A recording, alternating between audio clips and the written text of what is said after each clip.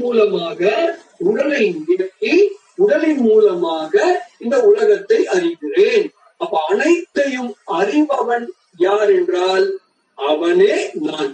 அனைத்தையும் அறியும் பொருள் எதுவோ அதுவே நான் என்பதை நாம் அறிய வேண்டும். இதுதான் அடிப்படையிலே நான் பார்த்தது. சுருக்கமா பார்க்கலாம். இப்போ நம்ம அடுத்து என்ன பண்ண போறோம் அப்படின்னா, we will go for the second technique. மூன்று நிலைகள். அவஸ்தா திரயம். அவஸ்தை என்ற நிலை, திரயம் என்றால்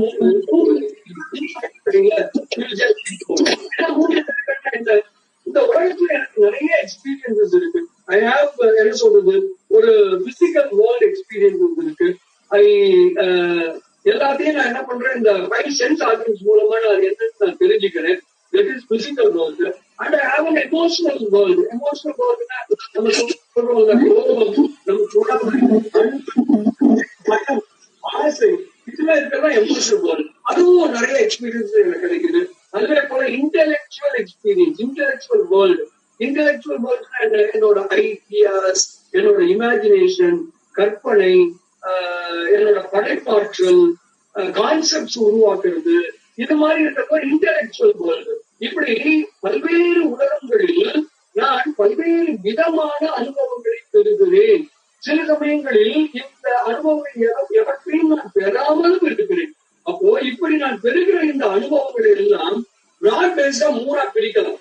என்னன்னா, ஒண்ணு நனவு நிலை எக்ஸ்பீரியன்ஸ், இன்னொன்று கனவு நிலை அனுபவம், மற்றொன்று ஆழ்ந்த உறக்க நிலை அனுபவம். இந்த 3 நிலைகளை அதன் மூலமாக நான் யார் என்று கண்டுபிடிப்பதுதான் இந்த செகண்ட் டெக்னிக். இப்ப நம்ம செகண்ட் டெக்னிக்ல தான் இருக்கிறோம்.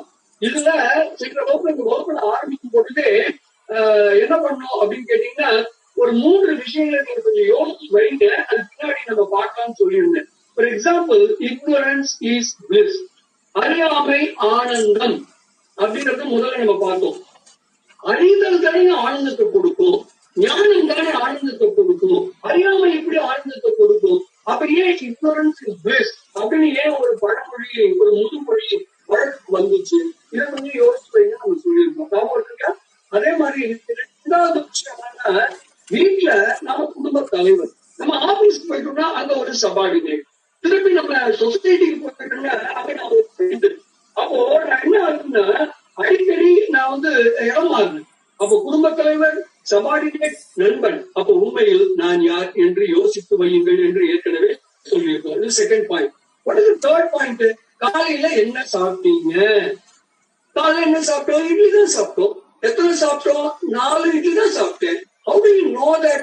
நிறைய கேள்வி. இட்லி சாப்பிட்டது நானு தான் சாப்பிட்டேன், இட்லி தான் சாப்பிட்டேன், 4 தான் சாப்பிட்டேன், எனக்கு நல்லா தெரியும், தெரிஞ்சுதான் சாப்பிட்டேன், அதனால என்னால ஸ்ட்ராங்கா சொல்ல முடியுது என்று நீங்கள் சொல்லுவது எனக்கு தெரிகிறது. அப்ப இதுல என்ன தெரியுது அப்படின்னா, ஒரு கடந்த கால நிகழ்வை நீங்க நினைவு கூறுவீர்கள் என்றால், நல்லா புரிஞ்சுக்க, ஒரு பாஸ்ட் டைம் ஈவெண்ட், அத இப்ப நீங்க ரீகலெக்ட் பண்றீங்க. அப்படி ரீகலெக்ட் பண்றீங்கன்னா என்ன ஆயிருக்கும் தெரியுமா? அந்த கடந்த கால நிகழ்வை நீங்கள் ஒரு உணர்வு பூர்வமாக, அறிவு பூர்வமாக செய்திருக்க வேண்டும். நீங்க காலையில சாப்பிட்டத நீங்க உணர்ந்து சாப்பிடாம, தெரிஞ்சு சாப்பிடாம, நீங்க ஏதோ ஒரு குழந்தை விளையாண்டுட்டே இருக்கும், அதுக்கு சாப்பாடு கொடுத்து அது சாப்பிட்டதும் தெரியாது, சாப்பிடாம இருக்கிறதும் தெரியாது. அந்த மாதிரி நம்ம இல்லை, நம்ம கான்சியஸா சாப்பிட்டோம், நம்ம உணர்வு பூர்வமா சாப்பிட்டோம். அதனாலதான் இப்ப ரீகலெக்ட் பண்ண முடியும். அப்ப இதுல என்ன தெரியுது? ஒரு கடந்த கால நிகழ்வை நம்ம நினைவு கூற வேண்டும் என்றால், அந்த கடந்த கால நிகழ்வு என்பது நான் அறிவுபூர்வமாக செய்திருக்க வேண்டும், உணர்வுபூர்வமாக செய்திருக்க வேண்டும் என்பது தெளிவாகிறது. இந்த 3 விஷயத்தை தான் முதல்ல திங்க் பண்ணி வைங்க நம்ம சொல்லியிருக்கோம். So with this, now we move on to அந்த செகண்ட் டெக்னிக் நம்ம நேரடியா போறோம். 3 நிலைகள். What are those 3 states? 3 state என்னன்னு சொல்லுங்க பார்க்கலாம். நம்பர் 1, முதல் ஸ்டேட் என்னன்னா நனவு நிலை. ரெண்டாவது ஸ்டேட் கனவு நிலை. மூணாவது ஸ்டேட் என்னன்னு கேட்ட ஆழ்ந்த உறக்க நிலை. இங்க நான் ஒரு சின்ன வேர்ட் ஆஃப் காஷன் கொடுத்தேன், ஞாபகத்துல வச்சுங்க. சித்தாந்தம் பயிலுகிற அன்பர் பெருமக்கள், நம்ம சித்தாந்த வகுப்புல 5 அவத்தைகள்னு ஒண்ணு படிச்சிருப்போம். அதுலயும் நனவு, கனவு, உறக்கம், பேருறக்கம், உயிர் பழக்கம்னு 5 வருது. அதுக்கு நம்ம வடமொழி சொல் வந்து என்ன கொடுத்திருந்தோம்னா ஜாகிரம், சொப்னம், சுருத்தி, துரியம், துரியாதீரம் கொடுத்திருந்தோம். அந்த சொற்களை இங்க வச்சு குழப்பிக்காதீங்க. இங்க நாம என்ன சொல்றோமோ அதை மட்டும் கொஞ்சம் பாருங்க. இது நம்ம ஒரு 3 ஸ்டேட் இருக்கிறதா நினைச்சுக்கிட்டு டிஸ்கஸ் பண்ணிட்டு இருக்கோம். சிம்பிளிஃபைட் வெர்ஷன் என்ன 3 தான் இருக்கு. நனவு இருக்கு, கனவு இருக்கு, ஆழ்ந்த உறக்கம் இருக்கு. It is everybody's experience, every day experience. கரெக்டுங்களா? That we will see. இதுல நாம நடப்புகிற ஜாகிரம்ன்றோம், இதுல நாம கனவுங்கிற சொப்னம்ன்றோம், இதுல நாம வடிவல் ஆழ்ந்த உறக்கத்தை சுருட்டி அப்படின்னா விஷயம்.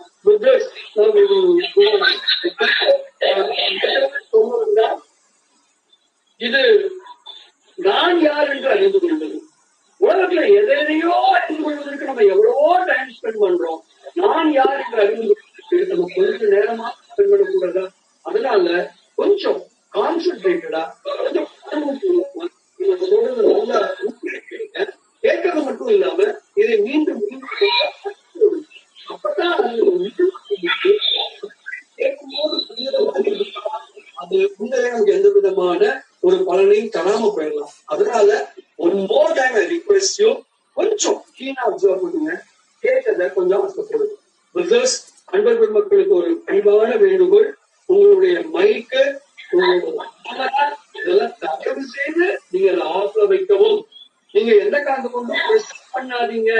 நீங்க தெரியாம அந்த பிரசன்ட் பட்டன் தட்டுறதுனால உங்களோட இதெல்லாம் வந்து காட்சியெல்லாம் எல்லாருக்கும் தெரிஞ்ச மாதிரி காட்சி எல்லாருக்கும் தெரிஞ்ச மாதிரி ஆயிடும். அதனால பிரசன்ட் பண்ணாதீங்க, உங்களோட பேசாதீங்க, உங்களோட மைக்ல மூக்க போடுது. அதர்வைஸ் நீங்க பேசிட்டு எல்லாருக்கும் பேராசிரியர் மைக்கு மியூட்ல போடுங்க, கேமராவை ஆஃப் பண்ணுங்க, பிரசன்ட் பண்ணாதீங்க. வகுப்பு நடந்துட்டு இருக்கும் போது எந்த காரணத்தை கொண்டு பேராசிரியருக்கு போன் பண்ணாதீங்க, அவருக்கு வாட்ஸ்அப் கால் பண்ணாதீங்க. ஏன்னா அவரோட மொபைல்ல தான் இந்த கிளாஸ் கலந்துருக்கு. அதனால எந்த விதமான போதும் அவருக்கு முதல்ல இதெல்லாம் பார்த்தோம். மாண்டூக்கிய உபனிஷத் எதுக்காவது ஆர்வம் இருக்குதுன்னா அதை நீங்க பார்க்கலாம். சென்ற வகுப்புல ஜனக மகாராஜ் அவரோட வாழ்க்கையில் நடந்த ஒரு கனவு, ஒரு நிகழ்ச்சியை வச்சு நம்ம ஓரளவு அதை அண்டர்ஸ்டாண்ட் பண்ண ட்ரை பண்ணோம். இப்போ நனவுன்னா என்னங்கிறது போன வகுப்புல பார்த்துட்டோம்.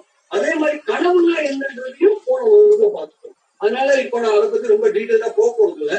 ஆனா அந்த கனவு அப்படிங்கிறதுக்கு திருப்பராய்த்துறையில ராமகிருஷ்ண தபோவனம் அதை நிறுவியவர் சுவாமி சித்பவானந்தர். அவர் ரொம்ப ஒரு அழகான ஒரு எடுத்துக்காட்டு ஒன்று கொடுத்திருந்தாரு. அது எனக்கு சொல்லணும்னு தோணுச்சு. அதாவது நம்ம ஃபேன் இருக்கு இல்லையா, நம்ம என்ன பண்றோம், ஃபேன் ஓடுது. இப்போ நல்லா ஃபுல் ஸ்விங்ல வச்சிருக்கீங்க, சம்மர். ஃபுல் ஸ்விங்ல இருக்கும்போது என்ன ஆகுது, நீங்க பர்பஸா நீங்களே ஃபேன் சுவிட்ச ஆஃப் பண்றீங்கன்னு வச்சுக்கோங்க. இப்போ ஃபேன் உடனே ஸ்டாண்ட் கண்டிஷன் வந்துருமா? யோசிச்சு பாருங்க, ஆகாது இல்லையா? அது கொஞ்ச நேரம் ஓடி அப்புறம் தான் நிக்குது. இதுதான் கனவு என்கிறார் சுவாமி சித்பவானந்தர். என்ன பொருள்னு உங்களுக்கு புரியுதுங்களா? நனவு நிலையில நாம என்னென்ன பார்த்தோம், ஏது பண்ணுவோம், அதெல்லாம் மீண்டும் மீண்டும் வந்துகிட்டே இருக்கும், அதோட இது இருக்கிற வரைக்கும் அப்படிங்கறத ரொம்ப அழகா அவர் கனவுக்கு ஒரு விளக்கம் கொடுத்திருந்தாரு. அது ரொம்ப நல்லா இருந்தது. I just wanted to share with you. So இப்போ கனவுனா என்ன, நனவுனா என்ன நம்ம பார்த்துட்டோம். இப்போ நம்ம பார்க்க போறது என்னன்னு கேட்டீங்கன்னா, இந்த இரண்டையும் பற்றி ஒரு கம்பேரிசன், ரெண்டையும் கொஞ்சம் டீப்பா அனலைஸ் பண்ணி பார்க்கணும். நம்ம ஏறத்தாழ ஒரு 12 பாயிண்ட் 13 பாயிண்ட் நான் சொல்லலான்னு இருக்கேன். இது நம்ம எல்லாருக்கும் இருக்கிற அனுபவம் தான். பட் நம்ம வந்து என்ன சொல்லியிருக்கோம், கான்சியஸா நம்ம அதை அப்சர்வ் பண்ணிருக்க மாட்டோம். இது இப்படித்தான் அப்சர்வ் பண்ணிருக்க மாட்டோம். ஆனா கொஞ்சம் கீழே கேளுங்க, we will understand. நம்பர் 1, இந்த கனவுங்கிறது ஒரு தற்காலிக நிலை. It's a temporary one. But whereas நனவுங்கிறது that is also a temporary one. அதுவும் பெர்மனன்ட் சொல்ல முடியாது. ஆனா when compared to அந்த ட்ரீம் ஸ்டேட், இது கொஞ்சம் லென்த்தி டைமா இருக்கும். இதுவும் ஷார்ட் டேர்ம் தான், பட் கொஞ்சம் கம்பேரிட்டிவ்லி இது ஒரு long term. So that is number 1. அடுத்தது, கனவுல கிடைக்கிற விஷயத்த டிரான்சாக்ட் பண்ண முடியாது. ஃபார் எக்ஸாம்பிள், எனக்கு கனவுல 1 கோடி கிடைக்கலாம் லாட்டரி ஷீட்ல. ஆனா அந்த 1 கோடி பணத்தை வந்து அடுத்த நான் வந்து கொடுத்து ஒரு பெரிய வீடு கட்ட முடியாது, நான் ஒரு பங்களா வாங்க முடியாது.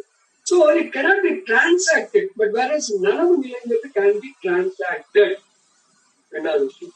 Now we go on to the third point. Third point என்னன்னா, நனவு என்பது கனவில் அழிந்து போகிறது. Whatever we see in the நனவு, அது கனவுக்கு போயிட்டு, கனவு உலகத்துக்கு போயிட்டு சில இதெல்லாம் அழிஞ்சு போயிட்டுதான் இல்லையா? இதை பத்தின ஒரு நினைவே நமக்கு இருக்கிறது இல்லையா? அப்போ நனவு கனவில் அழியும், கனவு நனவில் அழியும். நாம கண்ட கனவு நம்ம நனவு ஸ்டேட்டுக்கு வந்துட்டோம்னு வச்சுங்களேன், டோட்டலா இது எல்லாமே போயிடுது. In fact we are not able to even recollect what exactly we have dreamt. நம்ம என்ன கனவு கண்டோம்னு கூட நம்மளால சொல்ல முடியல. சரி, அடுத்த பாயிண்ட். இப்போ நனவுங்கிறது என்னன்னா, இந்த 5 பொறிகள் இருக்கு இல்லையா, 5 சென்ஸ் ஆர்கன்ஸ், இதெல்லாம் அதனோட விஷயத்தை டைரக்டா கான்டாக்ட் பண்ணுது. இப்போ கண்ணு இந்த கேமராவை பாக்குதுன்னு வச்சுங்களேன், கண்ணு நேரடியா அந்த கேமராவை பாக்குது. அப்போ it is in direct contact. அது எந்தெந்த விஷயத்த அது என்ஜாய் பண்ணுதோ, எந்தெந்த விஷயத்த அது போய் பொருந்துதோ, அது டைரக்ட் டச்ல இருக்கு, டைரக்ட் கான்டாக்ட்ல இருக்கு. பட் வேற கனவுங்கிறது அப்படி கிடையாது. இன்ஃபேக்ட் கனவுல அந்த 5 பொறிகளுமே இயங்கவே இயங்காது. Not only 5 sense organs, but also the intellect, அந்த புத்தி கூட அங்க இயங்காது. அது மனமும் சித்தமும் மட்டும்தான் இருக்குங்கிறத நம்ம ஞாபகம் வச்சுக்கணும். Next point. இப்ப இது சொன்ன ஒரு விஷயம் நீங்க புரிஞ்சுக்கணும். நனவுல நம்மளோட புத்தி ஒர்க் பண்ணுது, வேற கனவுல ஃபேக்கல்டி ஆஃப் இன்டெலெக்ட், புத்தி ஒர்க் பண்ணல. அதனால என்ன நடக்குதுன்னு உங்களுக்கு புரியுதுங்களா? நனவுல ஒரு ஆர்டர்லினஸ் இருக்கும், ஒரு கொஹெசிவ்னஸ் இருக்கும். பிகாஸ் புத்தி என்ன பண்ணுது, நிச்சயிக்குது, புத்தி தீர்மானிக்குது, அது ஒரு லாஜிக்கலா ஒரு விஷயத்தை கொண்டு போகுது. ஆனா நனவு உலகத்துல you can expect some logic. வேற கனவு உலகத்துல பாத்தீங்கன்னா ஃபேக்கல்டி ஆஃப் இன்டெலெக்ட், புத்தி தத்துவம் அங்க வேலை பார்க்காது. அதனால கனவு மோஸ்ட்லி பாருங்க ஜம்பிள்டா இருக்கும், ஸ்கிராம்பிள்டா இருக்கும். அதாவது விட்டு விட்டு சம்பந்தம் இல்லாம தாவும். நம்ம அப்பதான் வந்து பாத்தீங்கன்னா ஏதோ வீட்டுல இருக்கிற மாதிரி இருக்கும், அடுத்த செகண்ட் வேற எங்கேயோ அப்படி மாறி மாறி இருக்கும். கனவு வந்து jumble, scramble. Why? Because there is no faculty called intellect is working, is functioning. சரி, அடுத்து வந்து பாத்தீங்கன்னா நனவை பொறுத்த வரைக்கும் இந்த இயற்கையோட விதிகள் இருக்குல்ல, அதெல்லாம் செயல்படும். அதெல்லாம் மீன் பண்றீங்கன்னா, for example law of gravity அப்படின்னா, definitely it will work when we are in the waking state. But வந்து அப்படியே கனவு உலகத்தை திங்க் பண்ணி பாருங்களேன். நீங்க கனவு உலகத்துல நீங்க அப்படியே மிதப்பீங்க, நீங்க பறப்பீங்க. ஏன் ஒரு மலையே தூக்கிடுவீங்க, மலையா தூக்கி அப்படியே எரிவீங்க, மழை பறக்கும். அங்க வந்து law of gravity, law of motion, அதுக்கு அந்த இடமே கிடையாது. ஸோ ஆல்வேஸ் இந்த இயற்கையின் விதிகள்னு நம்ம சொல்றோம் பாருங்க, all those things are only in the waking state. They will not be available in the dream state. And hence உங்களோட இமேஜினேஷன் தான், உங்க மனசு என்ன நினைச்சாலும் அங்க நீங்க அந்த கனவுல நீங்க உங்களால பார்க்க முடியும். ஓகே, அடுத்து இன்னொரு முக்கியமான பாயிண்ட், லா ஆஃப் கர்மா. நனவு உலகத்துல கண்டிப்பா லா ஆஃப் கர்மா உண்டு, அந்த கனவு உலகத்துல லா ஆஃப் கர்மா கிடையாது. ஒரே ஒரு ஸ்கூல் ஆஃப் தாட் இருக்கு. என்ன ஸ்கூல் ஆஃப் தாட்னு கேட்டீங்கன்னா, நம்ம வினை என்பது மனம், மொழி, மெய், முக்கண்ணங்களால் செய்வது வினைன்னு சொல்றோம் இல்லையா? சில பேர் என்ன சொல்றாங்க, மனதால் நான் யாருக்காவது ஏதாவது ஒரு கெடுதல் பண்ணிவிடுவேன்னா அது கனவாக வந்து அது எனக்கு ஒரு வினை பயனை தரும் அப்படின்னு ஒரு ஸ்கூல் ஆஃப் தாட் இருக்கு. நான் வந்து போன பிறவில, அதுக்கு முந்தின பிறவில, ஏன் இந்த பிறவிலேயே நேற்று முந்தினதுக்கு போன மாசம் நான் மனதால் யாருக்காவது ஏதாவது கஷ்டம் கொடுத்துருந்தேன்னா, இல்லையும் நல்லது பண்ணியிருந்தாலும் அது வந்து என்ன ஆகுமா, கனவுல வந்து இன்பமா வந்து அது பலனை தரும் அப்படிங்கிறது ஒரு ஸ்கூல் ஆஃப் தாட். பட் நான் என்ன சொல்ல வரேன்னா, கனவுல வந்து லா ஆஃப் கர்மா ஒர்க் பண்ணாது. வை லா ஆஃப் கர்மா ஒர்க் பண்ணாதுன்னு கேட்டீங்கன்னா, இது வந்து ஃப்ரெஷ் ஆக்ஷன் கிடையாது. கனவுங்கிறது நீங்க ஏற்கனவே நனவுல நீங்க பண்ணதுடைய ஒரு ரிஃப்ளெக்ஷன் தான், ப்ரொஜெக்ஷன். மனம் தான் ப்ரொஜெக்ட் பண்ணுது. ஏற்கனவே நீங்க அனுபவிச்சது, நீங்க அனுபவிக்கணும்னு ஆசைப்பட்டது, அதுதான் இங்க ஒரு நியூ. அதனால இங்க there is no question of law of karma. Hence கனவுல நீங்க பண்றதுக்கு வந்து பாவ புண்ணியம் கிடையாது. அதை பத்தி நம்ம ஒரி பண்ண வேண்டாம். அடுத்தது நனவுல பாத்தீங்கன்னா பாத்தீங்கன்னா எய்தர் இந்த 5 பொறியோட அதை செய்யலன்னா அட்லீஸ்ட் ஒரு பொறியாவது வேலை பார்க்கணும். மெய் வாய் கண் சரியா ஒன்னாவது ஒர்க் பண்ணுது. பட் கனவுல பொறுத்த வரைக்கும் இந்த 5 ஆஃப் ஆகணும். இந்த 5 ஆஃப் ஆனாதான் கனவே ஸ்டார்ட் ஆகும். Mind will wait for that. இந்த 5 பொறியும் ஆஃப் ஆகட்டும், கண்ணு பார்க்க கூடாது, கால் கேட்க கூடாது. அந்த ஸ்டேட் வந்த பிறகுதான் mind will start projecting its own dream world. So அதனால நனவுல பொறிகள் இருக்கும், பட் வேற கனவுல அந்த பொறிகள் இருக்காது. ஒன்லி மனமும் சித்தமும் மட்டும்தான் இருக்குங்கிறத நம்ம புரிஞ்சிக்க வேண்டும். அடுத்து கனவுல வந்து என்னன்னா இந்த வாசனான்றது பதிவுகள், சம்ஸ்காரம். அதாவது எத்தனையோ ஜென்மங்கள் நான் பண்ணதோட வினையினுடைய செயல்களினுடைய ஆழ்ந்த பதிவுகள். அது கனவுல என்ன பண்ணும், ஒரு நீர்க்குழி மாதிரி அப்படி மேல வந்து வெளிச்சிடும். வாசனை அப்படியே போயிடும். சோ என்ன மீன் பண்றோம்னா, இட் ஆக்சஸ் ஒரு ப்ரெஷர் ரிலீசிங் மெக்கானிசம் மாதிரி. நம்ம வீட்டுல ப்ரெஷர் குக்கர் ஊற்றி போல ப்ரெஷர் அது விசில் அடிச்சு வெளியே போக இல்லை. லைக் கனவு வந்து என்ன பண்ணும், சின்ன சின்ன வாசனாவை அது காலி பண்ணும். வேற நனவுல வாசனா நிலைத்து நின்று பயணித்தது. It will be for long term. It all depends on அது என்னோட மனம் எப்படி இருக்கு, அக உலகம் எப்படி இருக்கு, புற உலகம் இருக்கு, அக சூழல் எப்படி இருக்கு, புற சூழல் எப்படி இருக்கு. அந்த சூழலுக்கு ஏற்ப அது செயல்படும் அப்படிங்கறத நம்ம புரிஞ்சுக்கணும். அடுத்தது பாத்தீங்கன்னா கனவுங்கிறது மனதினுடைய விகாரம். இது hope you will agree with this. கனவுங்கிறது என்னது, மனசினுடைய ஒரு விகாரம். விகாரம்னா என்ன, மனம் என்ன சொல்லுதோ அதான் கனவுங்கிறது இல்லையா. நல்லா யோசிச்சு பாருங்க, கனவு மட்டுமா மன விகாரம், நனவும் கூட மன விகாரம் தாங்க. கனவு மட்டும் இல்ல, நனவும் மன விகாரம் தான். ஒண்ணும் இல்ல, இப்ப நம்ம அப்படியே போயிட்டே இருக்கோம், பெரிய ஒரு கடத்துக்கு நிறைய கடைகள் இருக்கு. திடீர்னு பார்த்தா நடுவில் ஒரு சின்ன புள்ளையார், கோயில் கிடையாது, பிள்ளையார் ஏதோ ரொம்ப காலமா இருக்க போயிருக்கு. நீங்க அதை பார்த்த உடனே என்ன பண்றீங்க, டக்குன்னு அப்படி நிக்கிறீங்க, உங்க செருப்பை கட்டி போட்டுட்டு நீங்க வந்து தோப்பு கண்ணம் போடுறீங்க, கழுத்துல போடுறீங்க, பிள்ளையார கும்பிடுறீங்க. வேற நானும் அதை பார்த்துட்டே தான் வந்தேன், பட் டோட்டலி அது கண்ணுல படவே இல்லை. நான் அடுத்த கடைகள் இருந்தேன்னா அதெல்லாம் பார்த்துட்டு போயிட்டு கிடையாது. ஏன் ஒரு பிள்ளையார் இருந்ததையோ பிள்ளையார் நம்ம சாமி கும்பிடுன்னு எனக்கு தோணவே இல்லை. அப்போ why it is happening, so யோசிச்சு பாத்தீங்களா. அதனால நனவும் கூட மன விகாரம் தான் என்பதை மறந்து விடாதீர்கள். So that's what we wanted to say. இன்னொரு என்னன்னா, நான் யார் என்பதை எதில் காமிச்சு கொடுக்கும் நீங்க கேட்டு பாருங்க. most of the people will say நான் யார் என்பதை நம்முடைய செயல்பாடுகள் காட்டி கொடுத்துவிடும் என்று சொல்லுவார்கள். நம்ம the way in which we behave, that decides or that exhibits என்னோட நேச்சர். நான் எப்படிப்பட்டவங்கிறதை நம்ம செயல்பாடுகள் காட்டி கொடுத்து விடும் என்று சொல்லுவார்கள். அப்போ இந்த நனவு நிலை தான் நான் யார் என்பதை காட்டும் என்று நம்ம எல்லாரும் நினைச்சுட்டு இருக்கோம். உண்மை என்ன தெரியுமா, கனவு நிலையும் நான் யார் என்பதை காட்டும். இன்னும் சொல்ல போன கனவு நிலை தான் சில ரொம்ப ஆழமான குணங்களை அது காட்டும். ஃபார் எக்ஸாம்பிள், இப்ப இல்லையா, இது ஒரு கொஸ்டின். இப்போ நீங்க பாத்தீங்கன்னா எனக்கு அடிக்கடி எக்ஸாம் கனவு வரும். அப்போ அந்த கனவு வரும்போதெல்லாம் பயந்து பயந்து எழுச்சி உட்கார்றேன் இல்லையா. அப்பா கனவுடா, எக்ஸாம் இல்ல ஒண்ணும் இல்ல, ஐயோ அப்படின்னு ஒரு பெரிய ரிலீஃப் ஃபீல் பண்றீங்கல்ல. இப்ப நீங்க சொல்லுங்க, நீங்க தைரியமானவரா? நீங்க தைரியமானவரா இருந்திருந்தா எப்படிங்க உங்களுக்கு இப்படி ஒரு ஆழ்ந்த பதிவு அது மீண்டும் மீண்டும் உங்களை பயமுறுத்திட்டே இருக்கு.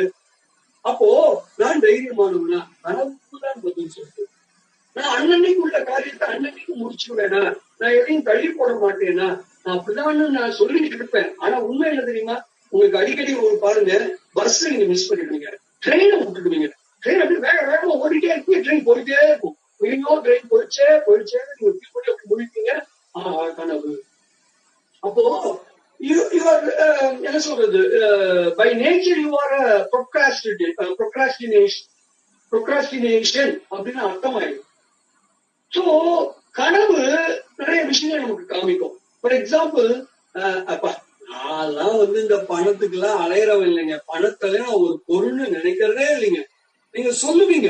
ஆனா உங்க கனவுல அடிக்கடி பாத்தீங்கன்னா உங்களுக்கு புதையல் இருக்கிற மாதிரி கனவு காண்பீங்க, எங்கேயாவது ஒரு பெரிய பணம் காய்க்கிற மரம் இருக்கிற மாதிரி கனவு காண்பீங்க.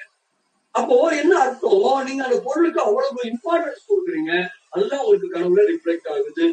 அவ்வளவு தூரம் ஏங்க, சில தரம் குறைந்த கனவுகள் கூட நமக்கு அவ்வப்பொழுது வருவது உண்டு. நல்லா யோசிச்சு பாத்தீங்கன்னா தெரியும். எனக்கு ஏன் இப்படி அவர் கனவு வருதுன்னு நமக்கே வெக்கமா இருக்கும். அது 2 காரணங்களால் இருக்கலாம். ஒண்ணு, நிறைவேறாத ஆசை, அது கனவா வரும். அல்லது அப்படி ஒரு அனுபவத்தை நீங்கள் உங்கள் வாழ்க்கையில் பெற்று அது ஒரு பேர் இன்பம் என்று உங்கள் மனதில் நீங்கள் ஆழ பதிய வைத்திருப்பீர்கள். எந்த காரணத்தினால்தான் அப்படிப்பட்ட கனவுகள் கூட வருகிறது என்பதை நாம் உணர வேண்டும். அவர் இப்ப நம்ம இன்டென்ஷன் வந்து கனவுக்கு பலன் சொல்றது இல்லை. என்ன கனவு வந்தால் என்ன சொல்றதுக்கு ஒரு எய்ட் இல்லை. நனவுதான் நீங்க யாருக்கு காமிக்கும் நினைக்காதீங்க. கனவு கூட நீங்க யாருன்னு காமிக்கும் அப்படின்றத புரிய வைக்கிறதுதான் இவ்வளவு எக்ஸ்பிளேஷன் இருக்கும். சொல்லப்போனா நனவுங்கிறது அவுட்வேர்ட்ஸ், கனவுங்கிறது இன்வேர்ட்ஸ். இது நம்ம புரிஞ்சுக்கலாம். நனவு அவுட்வேர்ட்ஸ், கனவு இன்வேர்ட்ஸ். இந்த கனவுங்கிறது இட் இஸ் பர்சனல். அது எனக்கு மட்டும்தான். நான் என்ன கனவு கண்டேன்னு நான் சொன்னாலே அது யாருக்குமே தெரிய போறது இல்லை. அதனால கனவுங்கிறது இட் இஸ் பர்சனல், அது இன்வேர்ட். கனவுங்கிறது it is known to everyone. அதனால அது அவுட்வேர்ட்ஸ். இப்ப ரொம்ப ஒரு முக்கியமான ஒரு விஷயத்துக்கு வரும். இப்போ நம்ம எல்லாரும் எப்படி நம்ம சொல்றோம், நான் ஒரு கனவு கண்டேன் அப்படின்னு சொல்றோம். கரெக்டா? நான் ஒரு கனவு கண்டேன்னு சொல்றீங்க, என்ன மீனிங் என்னைக்காவது யோசிச்சு. நான் ஒரு கனவு கண்டேன் அப்படின்னு நம்ம சொல்றோம். அதுக்கு என்ன மீனிங்? என்ன தெரியுமா மீனிங்? நீங்க நனவு நாளை என்னவா வச்சுட்டு இருக்கீங்க? ஒரு பேஸா வச்சுட்டு இருக்கீங்க. நனவு நாள ஒரு ஆதாரமா வச்சு, அதை ஒரு ஃபண்டமெண்டலா வச்சுட்டு, ஒரு பவுண்டேஷனா வச்சுட்டு, அதை ஒரு ஆதாரமா வச்சுக்கிட்டு நீங்க நான் கனவு கண்டேன். அப்ப நான் கனவு கண்டேன்னு என்ன செய்ய அர்த்தம்? நனவுலக நானாக இருக்கிற இந்த ஒரு கனவு கண்டேன். நனவு ஏன் அப்படியே ரிவர்ஸ் உண்மையா இருக்கா? இல்லை. ஏன் கனவு நானா இருந்து இந்த நனவு நானும் நான் பார்க்க கூடாது? ஆஃப்டர் ஆல் நனவுங்கிறது ஒரு ஸ்டேட்டுங்க, கனவும் ஒரு ஸ்டேட்டு தான் இல்லையா? இதுல 2 பெரிய வித்தியாசம் இல்லை. நீங்க என்ன சொல்றீங்க? கனவு ஷார்ட் டேர்ம். ஏன் நனவு கூட ஷார்ட் டேர்ம் தான். இன்னும் சொல்ல போனா நனவு எது கனவு எதுன்னு நம்மளால பிரிச்சு பார்க்க முடியும். சொல்லுங்க பார்க்க, நம்மளால பிரிச்சு பார்க்க முடியாது. அப்போ நீங்க ஏன் நனவுனால ஒரு பேஸா வச்சு கனவை பாக்குறீங்க? ஏன் கனவுனால ஒரு பேஸா வச்சு நனவை ஏன் நீங்க பார்க்க ட்ரை பண்ண கூடாது? இல்ல, ஒரு சிம்பிள் கொஸ்டின் கேட்கிறேன். இப்போ நீங்க எல்லாரும் பேராசிரியர் பேசுறப்ப கேட்டுட்டு இருக்கீங்க இல்லையா? இப்போ நீங்க நனவுல இருக்கீங்களா, கனவுல இருக்கீங்க? எல்லாரும் இம்மிடியா என்ன சொல்வீங்க? நான் நனவுல இருக்கேன்னு சொல்லுவீங்க. நான் சொல்றேன், நீங்க எல்லாருமே கனவு இருக்கீங்கன்னு சொல்றேன். நீங்க ஒரு கனவு கண்டு நீங்க கனவுல இப்படி ஒரு ஆன்லைன் செஷன் நடத்திட்டு இருக்காரு. நீங்க எல்லாம் கனவு இருக்கீங்க. ஏன் நம்ம சொல்ல கூடாது? அப்படி சொன்னாலும் என்ன தப்பு இருக்க முடியும்? கொஞ்சமா யோசிப்பாருங்க. இது கொஞ்சம் ட்ரிக்கி தான். நல்லா கொஞ்சம் கேர்ஃபுல்லா அண்டர்ஸ்டாண்ட் என்ன சொல்ல வரும் புரியும். ஃபார் எக்ஸாம்பிள் நீங்க இப்படி சொல்லலாம், ஐயா நான் வந்து இப்ப நனவுல தான் இருக்கேன். ஏன் சொல்றேன்னா, இப்போ என்னோட கண்ணு நான் கிள்ளி பாத்துக்கிறேன், கையை கிள்ளி பாத்துக்கிறேன், வலிக்குதே. என்னோட கண்ணு திறந்துருக்கு, என்னோட காது கேட்குது. ஏன் இதெல்லாம் கனவுல நடக்க கூடாதுங்க. கனவுல வந்து ஒரு நாய் உங்க மேல பாஞ்ச உங்களுக்கு வலிக்காதுங்க. அப்ப இதெல்லாம் உங்களால கனவுல வந்து நீங்க இதெல்லாம் எக்ஸ்பீரியன்ஸ் பண்ண முடியாது.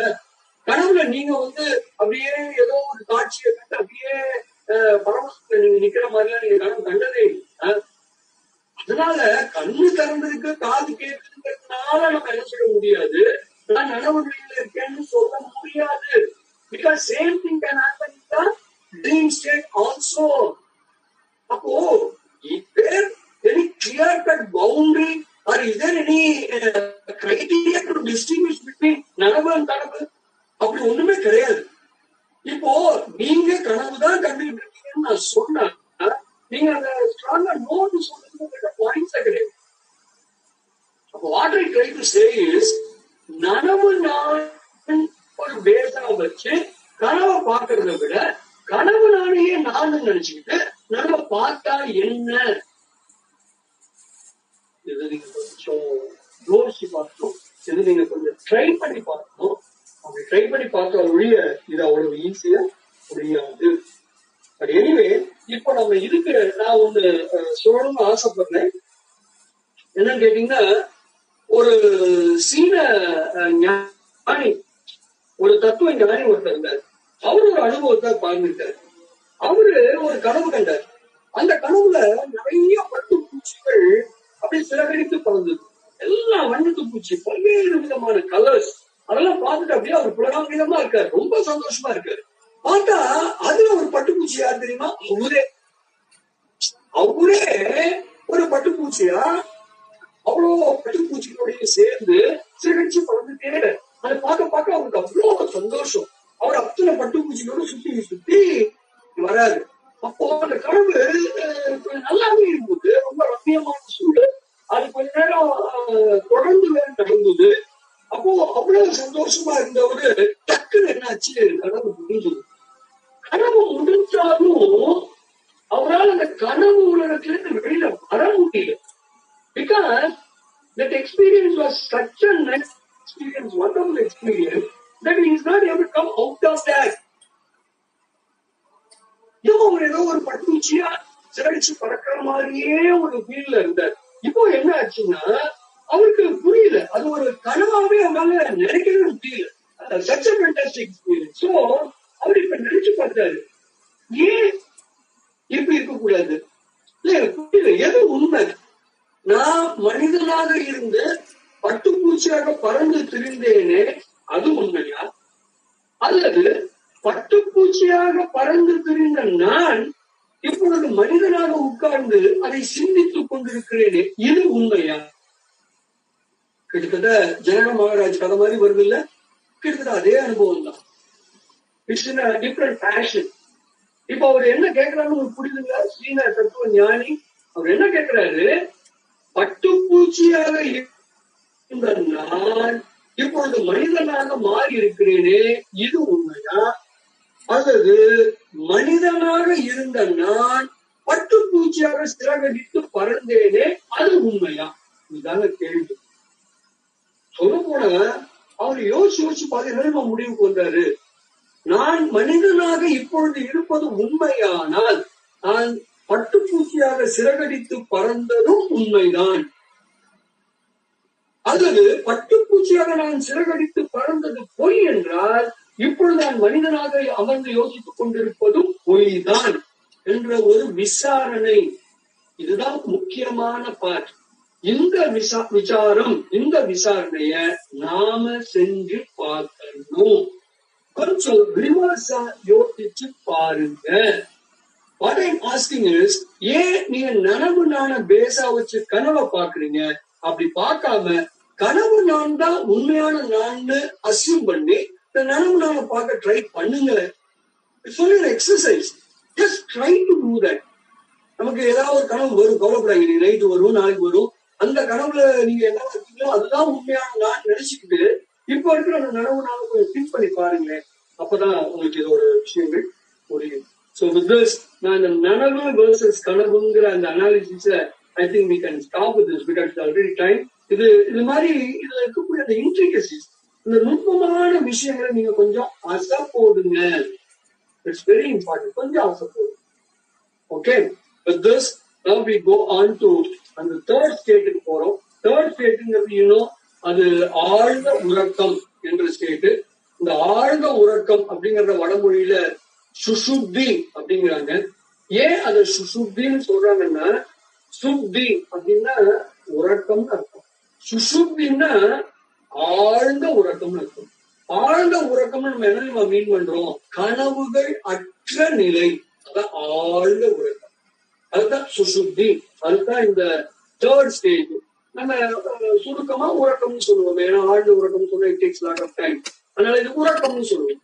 இப்ப நமக்கு 3 ஸ்டேஜ் தான். ஒன்னு நனவு, இன்னொன்னு கனவு, இன்னொன்னு உறக்கம். உறக்கம்னா இந்த இடத்துல வாட் வி மீன் ஆழ்ந்த உறக்கம், deep sleep, dreamless sleep. Sound sleep பண்ணுவாங்க, இந்த கொட்டை விடுற ஸ்லீப் இல்ல. இது அடிச்சு போட்டா மாதிரி கிடந்தேன், எனக்கு ஒண்ணுமே தெரியல, நிம்மதியா தூங்குனேன், சுகமா இருந்துச்சு, அப்பா எவ்வளவு நல்லா இருந்துச்சு தெரியுமா, அப்படிலாம் நம்ம சொல்றோம்ல. அந்த ஸ்டேட்டுக்கு பேர் தான் இந்த ஆழ்ந்த உறக்கம் என்று சொல்லப்படுகிற இந்த நிலை. இந்த மூணாவது ஸ்டேட், இந்த தேர்ட் ஸ்டேட்டை பத்தியும் கொஞ்சம் நம்ம யோசிச்சு பார்க்கலாமா? இந்த தேர்ட் ஸ்டேட்னு நான் சொல்றது உங்களுக்கு முதல்ல விளங்குதா? இது எப்படி புரிஞ்சுக்கலாம்னா, நீங்க என்ன பண்றீங்க, நைட் சாப்பிட்டு முடிச்சுங்க, டிவி பார்த்துட்டு இருக்கீங்க. அது வரைக்கும் நீங்க என்ன ஸ்டேட்ல இருக்கீங்க? நனவு ஸ்டேட்ல இருக்கீங்க. அப்புறம் நீங்க என்ன பண்றீங்க, பெட்ரூம்ல படுக்கிறீங்க. படுத்து கொஞ்ச நேரத்துல என்ன ஆகுது, கொஞ்சம் கொஞ்சமா உங்க கண்ணு காது எல்லாம் ஆஃப் ஆகுது. இந்த 5 பொறிகளும் ஆஃப் ஆன பிறகு என்ன ஆகுது, மனம் எந்த காலத்திலயோ நீங்க பார்த்த அந்த பதிவுகளை கொண்டு அது ஒரு வேர்ல்டு அங்க சிருஷ்டிக்குது. நீங்க அந்த உலகத்துல நீங்க பிறந்து எங்கெங்கயோ போயிட்டு வீட்டுலாம் வரீங்க. Dream state. அதுக்கப்புறம் பாத்தீங்கன்னா ஒரு ஆழ்ந்த உறக்க நிலைக்கு நீங்கள் செல்லுவீர்கள். அது எவ்வளவு நேரம் ஆழ்ந்த உறக்கம் இருக்குங்கிறது it differs from person to person. But whereas எல்லா நாளும் நம்ம எல்லாருமே இந்த ஆழ்ந்த உறக்கம்ங்கிற நிலைக்கு போகத்தான் வேண்டும், போகிறோம். அப்படி நம்ம அந்த ஆழ்ந்த உறக்கம்ங்கிற இதுக்கு நம்ம போகலன்னா அடுத்த நாள் you will not be fresh at all. நீங்க எவ்வளவு போடுறோ அந்த அதிகமான அந்த ஆழ்ந்த உறக்க நிலையில் இருக்கிறீர்களோ அவ்வளவு போடுறது நீங்க அடுத்த நாள் ஃப்ரெஷ் ஆவீங்க, நீங்க எனர்ஜெட்டிக்கா மாறுவீங்க, டைனமிக்கா இருப்பீங்க. அதர்வைஸ் நீங்க அந்த ஆழ்ந்த உறக்க நிலையில நீங்க கொஞ்ச நேரம் தான் இருந்தீங்க, இட்ஸ் நாட் சஃபிஷியன்ட்னா என்ன அர்த்தம்னா you will not be so fresh. ஒரு மாதிரி டல் அடிச்ச மாதிரி இருக்கும் அடுத்த நாள். அதுல இருந்து நீங்க புரிஞ்சுக்கலாம். சரியா? இதுதான் இந்த ஆழ்ந்த உறக்க நிலை அப்படிங்கிறது நம்ம புரிஞ்சுக்கலாம். இப்ப நம்ம ஜஸ்ட் டிஸ்கஸ் இந்த 3 நிலையும் அப்படியே கொஞ்சம் பார்ப்போமே எப்படி எல்லாம் இருக்குன்னு. சரி, இப்போ நனவுல இருந்து இப்ப நம்ம கனவுக்கு போறோம்னு வச்சுக்கோங்க. எங்க இருந்து எங்க போறோம்னு உங்களுக்கு தெரியுதுங்களா? நனவு வேக்கிங் ஸ்டேட்ல இருந்து ட்ரீம் ஸ்டேட்டுக்கு போறீங்க. அப்ப என்ன நடக்குதுன்னா உங்க பருவங்களிலிருந்து நீங்கள் நுண்ணுடலுக்கு செல்லுகிறீர்கள். ஐம் சாரி, இன்னைக்கு நான் அந்த சரீரத்தை பத்தி இப்ப நான் பேச போறது இல்லை. பிகாஸ் இதோட 3வது டெக்னிக்கே அதுதான். நான் யாருங்கிறத தெரிஞ்சுக்கிறதுக்கு 3வது டெக்னிக் பஞ்ச கோஷம்னு சொன்னோம் பாத்தீங்களா? அது அந்த 5 சரீரங்கள் தான். நம்ம ஒவ்வொருத்தருக்கும் 5 சரீரம் இருக்கு. அது இப்ப நம்ம சொல்ல போறது இல்லை, நம்ம அடுத்த கிளாஸ்ல நம்ம அதை பார்க்கலாம். பட் வேற இப்ப வரைக்கும் நீங்க புரிஞ்சுக்கல, பருவுடல இந்த கிராஸ் பாடி. இந்த கிராஸ் பாடியில நான் எங்க போறேன்னா சூக்ஷ்ம உடம்புக்கு போறேன், நுண்ணுடலுக்கு போறேன். அங்க இந்த பருவுடலுக்கான இந்த இதெல்லாம் இருக்காது, கண்ணு காது மூக்கெல்லாம் இருக்காது. அங்க மட்டும் இருக்கும், அது சித்தம் இருக்கும். அங்க போயிட்டேன். அதுதான் நனவுல இருந்து கனவுக்கு போறது. நம்பர் 1. கனவுல இருந்து இப்போ உறக்கம்னா ஆழ்ந்த உறக்கம். கனவுல இருந்து உறக்கத்துக்கு போறது அர்த்தம் நுண்ணுடலிலிருந்து காரண உடலுக்கு செல்லுகிறேன். நல்லா புரிஞ்சுக்கிறது முக்கியமான ஒரு கான்செப்ட். அப்போ கனவுல நான் எப்படி இருக்கேன், நுண்ணுடல் இருக்கேன். ஆழ்ந்த உறக்கம்ங்கிற சுசுப்திங்கிற ஸ்டேஜ்க்கு எப்படி நான் போறேன், காரண உடலுக்கு போயிடுறேன். காசல் பாடி என்று ஆங்கிலத்தில் சொல்லுகிறோம். அப்ப காசல் பாடிக்கு போகிறேன். சரி, இதுல இருந்து என்ன தெரியுதுன்னா நுண்ணுடல்ல மனம் உண்டு, சித்தம் உண்டு. காசல் பாடியில மாயை தவிர, இந்த இடத்துல மாயைன்றது அறியாமையை குறிக்கும். இதுல அறியாமையை தவிர வேறு ஒன்றும் இல்லைன்னு அர்த்தம். காசல் பாடினா வாட் இஸ் மீனிங்? இப்போ ஸ்தூல உடம்பு அப்படின்னு எடுத்துக்கிட்டீங்கன்னா, பருவ உடம்பு எடுத்துக்கிட்டீங்கன்னா, கண்ணு இருக்கு, காது இருக்கு, மூக்கு இருக்கு, கை இருக்கு, காது இருக்கு, இதெல்லாம் இருக்கு. இதெல்லாம் பருவ உடல். இப்ப இதுல நான் சூக்ஷ்ம உடம்பு போயிட்டு, சூக்ஷ்ம உடம்புல மனம் இருக்கு, சித்தம் இருக்கு. பட் அதையும் தாண்டி இன்னும் உள்ள போனா காசல் பாடி. அந்த காசல் பாடிக்கிறது காரண உடல்னு பேரு. அந்த காரண உடல்ல என்னன்னா உங்களுக்கு இது இருக்காது, எதுவுமே எந்த உடல் இருக்காது, மனம் இருக்காது. என்னதான் இருக்கும், அறியாமை மட்டுமே இருக்கும். இந்த அறியாமை மட்டும் இருக்கும். அதுக்கு பேருதான் காரண உடல், காசல் பாடி. இப்போ உறக்கத்தில் என்ன இல்லை, மனம் இல்லை. நல்லா புரிஞ்சுக்கணும், உறக்கத்துல மனம் இல்லை. இந்த நிலையை நம்ம அண்டர்ஸ்டாண்ட் பண்ணிட்டோம்னா என்னன்னு புரியுதுங்க. இப்போ ஆழ்ந்த உறக்கத்துல என்ன இல்ல, மனம் இல்லை. மனம் இல்லைன்னா என்ன இல்ல, எண்ணங்கள் இல்லை. எண்ணங்கள் இல்லைன்னா என்ன இல்ல, அங்க ஆசை இல்ல, விருப்பு இல்ல, வெறுப்பு இல்ல, அனுபவம் இல்ல, ஒண்ணும் இல்ல. Please understand. இதாங்க ஆழ்ந்த உறக்க நிலை, மனமே இல்லாமல் போவது. இப்போ இந்த ஸ்டேட் நம்ம புரிஞ்சுக்கிட்டோம்னு வச்சுங்களேன், we can understand some of the states. For example, கோமான்னா என்ன, ஏன் அவங்க அப்படி இருக்காங்க நம்ம புரிஞ்சுக்க முடியும். அன்கான்சியஸ் ஸ்டேட்னு சொல்றோம்ல, அந்த ஸ்டேட் நம்ம ஓரளவு புரிஞ்சுக்க முடியும். அப்புறம் தியானம், சமாதின்னு சொல்றாங்க பாத்தீங்களா, அத இதன் மூலமாக நாம் புரிந்து கொள்ளலாம். ரொம்ப முக்கியப்பட்டிருக்கிறது சமாதி, தியானம். அப்போ அதை நீங்க புரிஞ்சுக்கணும்னா இந்த ஆழ்ந்த உறக்கத்தை நீங்க புரிஞ்சுக்கிட்டீங்கன்னா அதை புரிஞ்சுக்கலாம். பிகாஸ் அங்கேயும் மனம் இல்ல, இங்கேயும் மனம் இல்ல. ரைட்? ஹிப்னட்டிசம்னு சொல்றாங்களே, ஹிப்னாசிஸ், அதையும் நீங்க இந்த ஸ்டேட் மூலமா நீங்க கொஞ்சம் you can understand. So this is a very very important state. எது? ஆழ்ந்த உறக்கம் என்கிற இந்த நிலை. சரி, இப்போ இதுல ஒரு முக்கியமான ஒரு விஷயம் இருக்குங்க. இப்ப நம்ம கனவுல நனவுல நமக்கு நிறைய அனுபவம் வருது இல்லையா? இந்த நனவு அனுபவங்கள்லாம் ஒன்னும் எப்படி இருக்கும் யோசிச்சு பாத்துக்கீங்களா? ஒரே மாதிரி இருக்குமா, வெவ்வேறு மாதிரி இருக்குமா? ஃபார் எக்ஸாம்பிள், இன்னைக்கு இந்த கிளாஸ் கேட்கறீங்க, டேவிட் பரிசுடைய இதே கிளாஸ் கேட்டீங்க, அதுக்கும் முன்னாடி இதே கிளாஸ் கேட்டிருக்கீங்க. இப்போ இந்த ஒவ்வொரு கிளாஸும் நீங்க கேட்ட அந்த அனுபவம் இருக்கு பாருங்க, கண்டிப்பா ஒரே மாதிரி இருக்காது. ப்ராபப்ளி இன்னைக்கு ஏதோ கொஞ்சம் சிக்னல் கிளியரா இருக்கலாம், நீங்க நல்லா கேட்டுட்டு இருக்கலாம். டேவிட் பரிசுடைய கிளாஸ் வந்து சிக்னல் ப்ராப்ளம் விட்டு விட்டு வந்திருக்கலாம், உங்களால தொடர்ந்து கிளாஸ் கேட்க முடியாம நீங்க ரொம்ப வருத்தப்பட்டிருக்கலாம். அப்போ ஈவெண்ட் ஒண்ணுதான், ஆனா உங்களோட அனுபவங்கள் வேற வேற. நனவுலக அனுபவங்கள் வேறு வேறாக இருக்கும். கனவு கேட்கவே வேண்டாம், கனவும் கண்டிப்பாக வேறு வேறாகத்தான் இருக்கும். இன்ஃபேக்ட்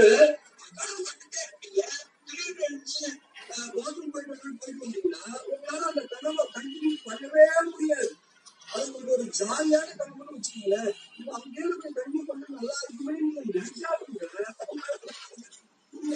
அப்போ கனவுல அனுபவங்களும் வேறு வேறு, நனவுல அனுபவங்களும் வேறு வேறு. ஆனால் ஆழ்ந்த உறக்கம் என்பதை யோசித்து பார்த்திருக்கிறீர்களா? இந்த ஆழ்ந்த உறக்கம் என்ற அனுபவம் ஒவ்வொரு நாளும் ஒவ்வொரு முறையும் ஒரே அனுபவம் கிடையாது. யோசிச்சு பார்த்துக்கீங்க. எனக்கு இந்த ஆழ்ந்த தூக்கம், ஆழ்ந்த உறக்கம்ங்கிற அனுபவம் எப்படி இருக்கும் கேட்டீங்கன்னா, every time it will be the one and the same. அதுல ஒரு வேறுபாடே இருக்காது. இது எல்லாருக்குமே ஒரே மாதிரியான எல்லாருக்குமே. படிச்சவங்களுக்கும் படிக்காதவங்களுக்கும், பணக்காரர்களுக்கும் ஏழைக்கும், அதிகாரம் படைத்தவர்களுக்கும் அதிகாரம் இல்லாதவர்களுக்கும், உடல்நலம் நல்லா இருக்கிறவருக்கும், ஒரு டெர்மினல் டிசீஸோட கஷ்டப்பட்டு இருப்பாரு, எல்லாம் டாக்டர் எல்லாம் ஹோப் எல்லாம் விட்டு கதை முடிஞ்சதுன்னு சொன்ன பிறகு இருப்பாரு பாருங்க, அவருக்கும் கூட ஆழ்ந்த உறக்கத்துக்கு சென்று விட்டார்கள் என்றால் அனைவருக்கும் அது ஒரே மாதிரியான அனுபவம் தான். இது எவ்வளவு ஒரு இன்ட்ரெஸ்டிங்கான ஒரு விஷயம் பாருங்க.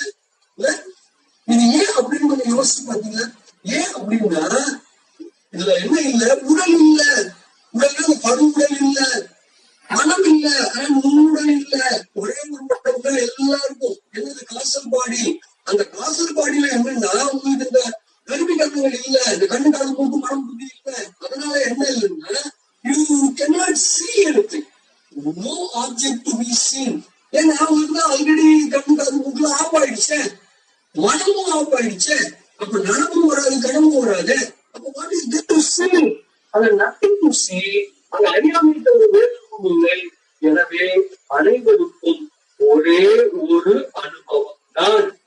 இதுதான் நம்ம இதுக்கு ஒரு அற்புதமான பேர் கொடுத்துருக்காங்க. இந்த ஸ்டேட்டுக்கு என்ன பேர் கொடுத்தான்னு கேட்டா, it is a thought of no thought.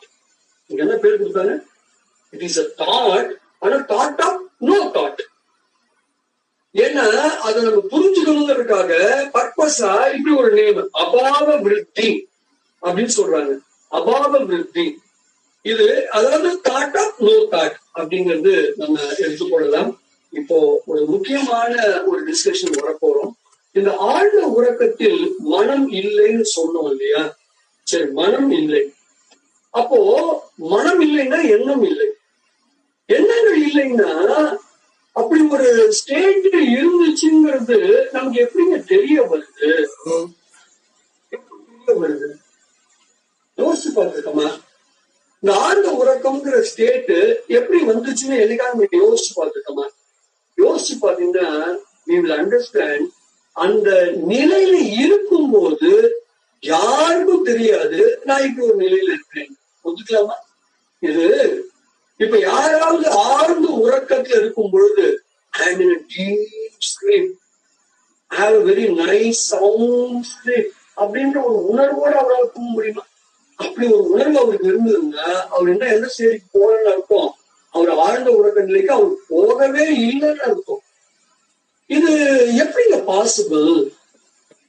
அப்போ அப்படி ஒரு உணர்வே இல்லையே, அப்ப எப்படி நீங்க சொல்றீங்க நீங்க அங்க அந்த உணர்வு இருந்தது, அங்க நான் இருந்ததுன்னு எப்படி சொல்றீங்க? நான் கேட்கிறேன், ஒரு சிம்பிள் கொஸ்டின் கேட்கிறேன். ஓகே, அட்லீஸ்ட் இப்ப நடவடிக்கையில நான் விழிப்போட இருக்கேன். Now I can understand I am there, நான் இருக்கேன்னு எனக்கு புரியுது. பட் வேற கனவு நீங்க கண்டுகிட்டு இருக்கீங்கல்ல, அங்க நான் தான் கனவு கண்டு கொண்டிருக்கிறேங்கிற எண்ணம் உங்களுக்கு இருக்கா? அப்படி ஒரு எண்ணத்தோட யாராலையும் கனவு காணவே முடியாது. நனவு நானாகிய நான் படுக்கையில் படுத்துக்கொண்டு நான் கனவு கண்டு கொண்டிருக்கிறேன், இந்த உணர்வோட யாராவது கனவு காண முடியுமா? யோசிச்சு பாருங்க, சான்ஸே கிடையாது. அப்போ கனவு உணர்வு இருக்கிற நமக்கு அந்த கனவு கனவாமே தெரியாது. அந்த கனவு நானை பொறுத்த வரையிலும், அவர் கனவில் இருக்கும் வரையிலும் அந்த கனவு அவருக்கு நனவுதான்.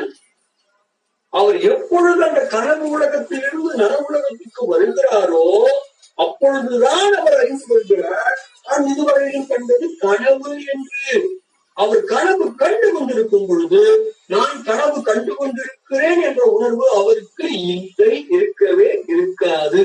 சிமிலர்லி நான் ஒரு ஆழ்ந்த உறக்கத்தில் இருக்கிறேன் என்றால் நான் ஆழ்ந்த உறக்கத்தில் இருக்கிறேங்கிற உணர்வு எனக்கு இருக்கவே முடியாது. அந்த நிலையை விட்டு நான் வெளியில வந்த பிறகுதான் I can understand that I was in a deep sleep. இது நம்ம எல்லாருமே சொல்றோம். எல்லாரும் என்ன சொல்றோம்? அடிச்சு போட்ட மாதிரி தூங்குறேன், எனக்கு என்ன நடந்ததுன்னே எனக்கு தெரியாது, சுகமா இருந்துச்சு, அப்பா இப்படி தூங்கி எவ்வளவு நாள் ஆகுது தெரியுமா? இப்படிதான் நம்ம சொல்றோம். இப்போ நீங்க ஒண்ணு சொல்லலாம், இதெல்லாம் நான் ஏன் சொல்றேன்னா ஆன் சீயிங் தி கிளாக் ஐ சே. ஏன்னா நான் தூங்க போகும்போது அப்படி I know it was around 10 o'clock. நார்மலா மார்னிங் 5 o'clock எழுந்திருப்பேன். பட் இன்னைக்கு நான் 7 மணி வரைக்கும் ஆயிடுச்சு. அப்ப நான் கிளாக்க பார்த்துட்டு நான் சொல்றேன், வாவ் அவ்வளவு தூரம் அப்ப நான் தூங்கிருக்கேன்னா, அப்பா என்ன நடந்ததுன்னே தெரியலப்பா, அதான் எனக்கு டைம் தெரியாம தூங்கிருக்கேன், அடிச்சு போட்ட மாதிரி தூங்கிருக்கேன் அப்படின்னு நான் சொல்றேன். அதனால நீங்க என்ன சொல்றீங்க? மோஸ்ட் ஆஃப் தி பீப்பிள் சொன்னீங்க இன்ஃபரன்ஸ் சொல்றீங்க.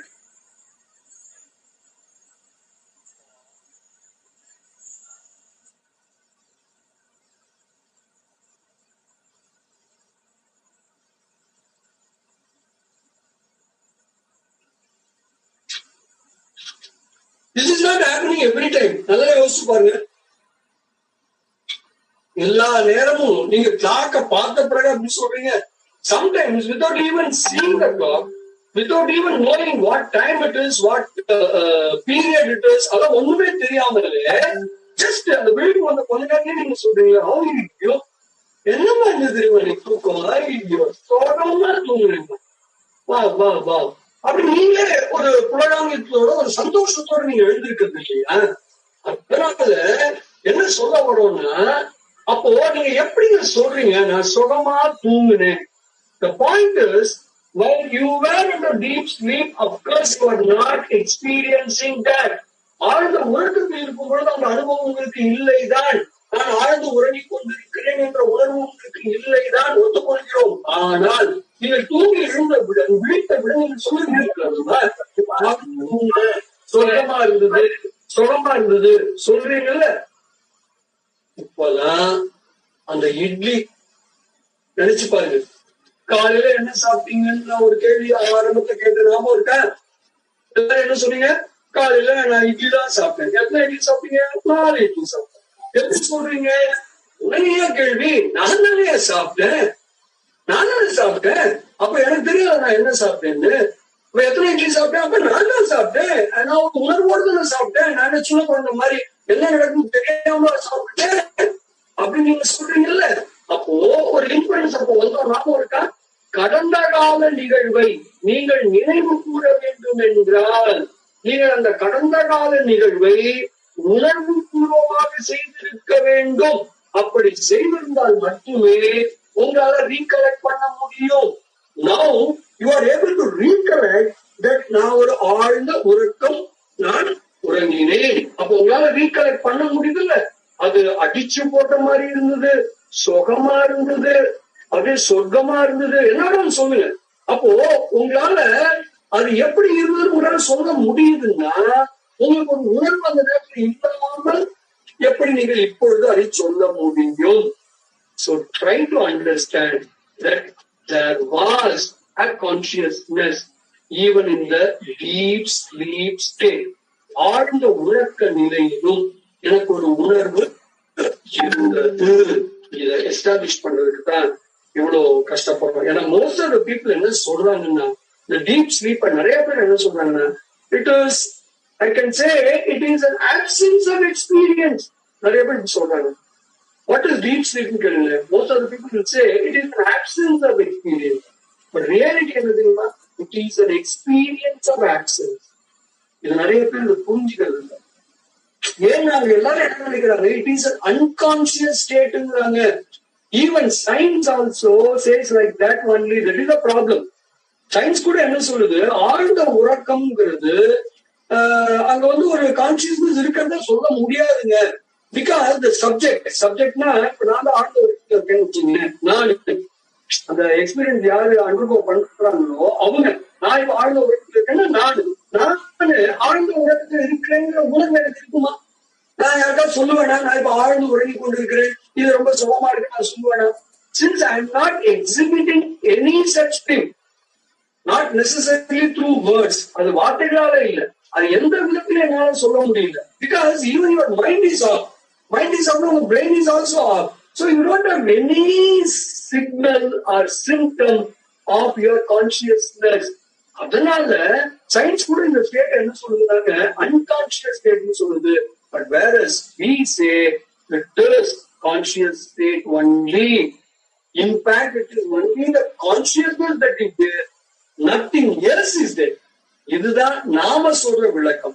அதனால there is a big difference between how does the science see and how does we see. இது நம்ம நல்லா புரிஞ்சுக்கணும். ஆழ்ந்த உறக்கம் என்பது it is not an absence of experience, but it is an experience of absence. ஒண்ணுமே புரியலைங்க நீங்க சொல்றது, என்னமோ வார்த்தை ஜாலம் ஆடுற மாதிரி தெரியுது. But I am not able to understand anything. Okay, இத நம்ம இப்படி புரிஞ்சுக்கலாமா? அதாவதுங்க நனவு, நீங்க ஓகே, நான் I give you such an example. இப்போ இங்க எலக்ட்ரிசிட்டி இருக்கா இல்லையா எப்படிங்க தெரிஞ்சுக்கலாம்? எலக்ட்ரிசிட்டி இருக்கா இல்லையா? The presence of electricity we can understand. நம்ம இங்க எலக்ட்ரிசிட்டி இருக்குன்னு நான் எப்படி புரிஞ்சுக்கலாம்னா, ஒண்ணு இங்க லைட் எரியணும், இல்ல இங்க இந்த ஃபேன் ஓடணும், இல்ல ஒரு ஏசி ஒர்க் பண்ணணும், இல்ல ஒரு ஃப்ரிட்ஜ் ஒர்க் பண்ணணும்.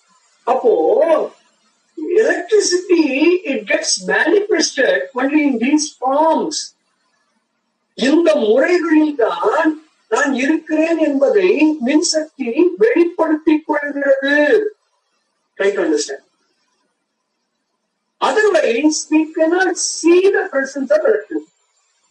இங்க மின்சாரம் இருக்கிறது, மின்சக்தி இருக்கிறது என்பதை வேறு எந்த வகையிலும் நான் அறிந்து கொள்ள முடியாது. It has to manifest itself in different forms. அது தன்னை தானே வெளிப்படுத்திக் கொள்ள வேண்டும். எப்படி வெளிப்படுத்திக் கொள்ள வேண்டும்? ஒண்ணு இந்த டியூப்லைட் க்ளோ ஆகணும், இல்ல ஃபேனு சுத்தணும். அப்போ எலக்ட்ரிசிட்டிக்கே இப்படின்னா the same thing is applicable to my consciousness also. நான் என்பதும் அப்படிதான். நான் என்பதை நம்ம சாதாரணமா பார்க்க முடியாது. நான் என்பது எப்படி வெளிப்படும்னா, அது ஒண்ணு உடல் மூலமாக வெளிப்படும் அல்லது மனதின் மூலமாக வெளிப்படும். அது வெளிப்படணும்னா you should have some experience. ஒரு எக்ஸ்பீரியன்ஸ் இருந்தாதான், ஒரு அனுபவம் இருந்தாதான் நான் இருக்கிறேன் என்பது வெளிப்படும். Otherwise, nobody can feel that consciousness. இப்போ நனவுல என்ன இருக்குன்னா ஏகப்பட்ட எக்ஸ்பீரியன்ஸ் இருக்கு. இப்போ hopefully we are all in the making stage. நம்ம எல்லாம் பிரிச்சுட்டு இருக்கோம். இப்போ பேராசிரியர் பேசுறாரு, நீங்க கேட்குறீங்க. அப்போ இதெல்லாம் ஒரு அனுபவம். இப்ப இந்த நேரத்துல அவங்க வேற யாரோ உங்களை கூப்பிடுறது காதல விழுத்து, வீட்டுல வேற யாரோ டிவி கொஞ்சம் வால்யூம் அதிகப்படுத்துறாங்க. சோ இதெல்லாம் உங்களால் experiences. Because of those experiences, you can understand, you can infer that I am there. இந்த அனுபவங்களின் மூலமாக நான் ஈஸியா கண்டுபிடிக்கலாம், நான் இருக்கிறவர்கள் இருக்கிறேன். கரெக்ட்? இப்போ கனவுக்கு போறீங்க, கனவுல கூட என்னன்னா அங்கேயும் அனுபவங்கள் இருக்கு. be temporary or whatever it is, but அங்கேயும் அனுபவங்கள் இருக்கு. அந்த அனுபவத்தின் மூலமாகவும் நான் இருக்கிறேன் என்று என்னால் உணர முடிகிறது. பட் whereas இந்த டீப் ஸ்லீப் ஸ்டேட்ல என்ன நடக்குதுன்னு கொஞ்சம் யோசிச்சு பாருங்க. அங்க அனுபவத்திற்கான வாய்ப்பே இல்லை. அதான் ப்ராப்ளம்.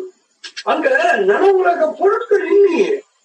ஏன்னா அந்த கண்ணு, காது, மூக்கு எல்லாம் ஆஃப் ஆயிடுச்சு. சரி, கனவுலக பொருட்களாக இருக்குமா? இருக்காது. ஏன்னா மனம், சித்தம் ஆஃப் ஆயிடுச்சு.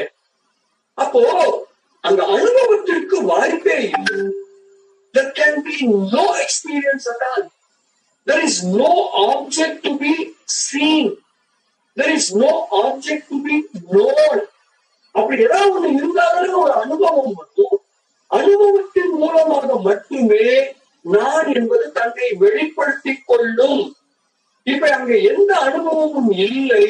எனவே அங்க நான் என்ற ஒன்று இருக்கிறது என்று வெளிப்படையாக நமக்கு தெரியவில்லை. பட் வேறஸ் நான் இருக்கிறது. நான் இருக்கிறது என்பதை நீங்கள் எப்படி தெரிந்து கொண்டீர்கள்?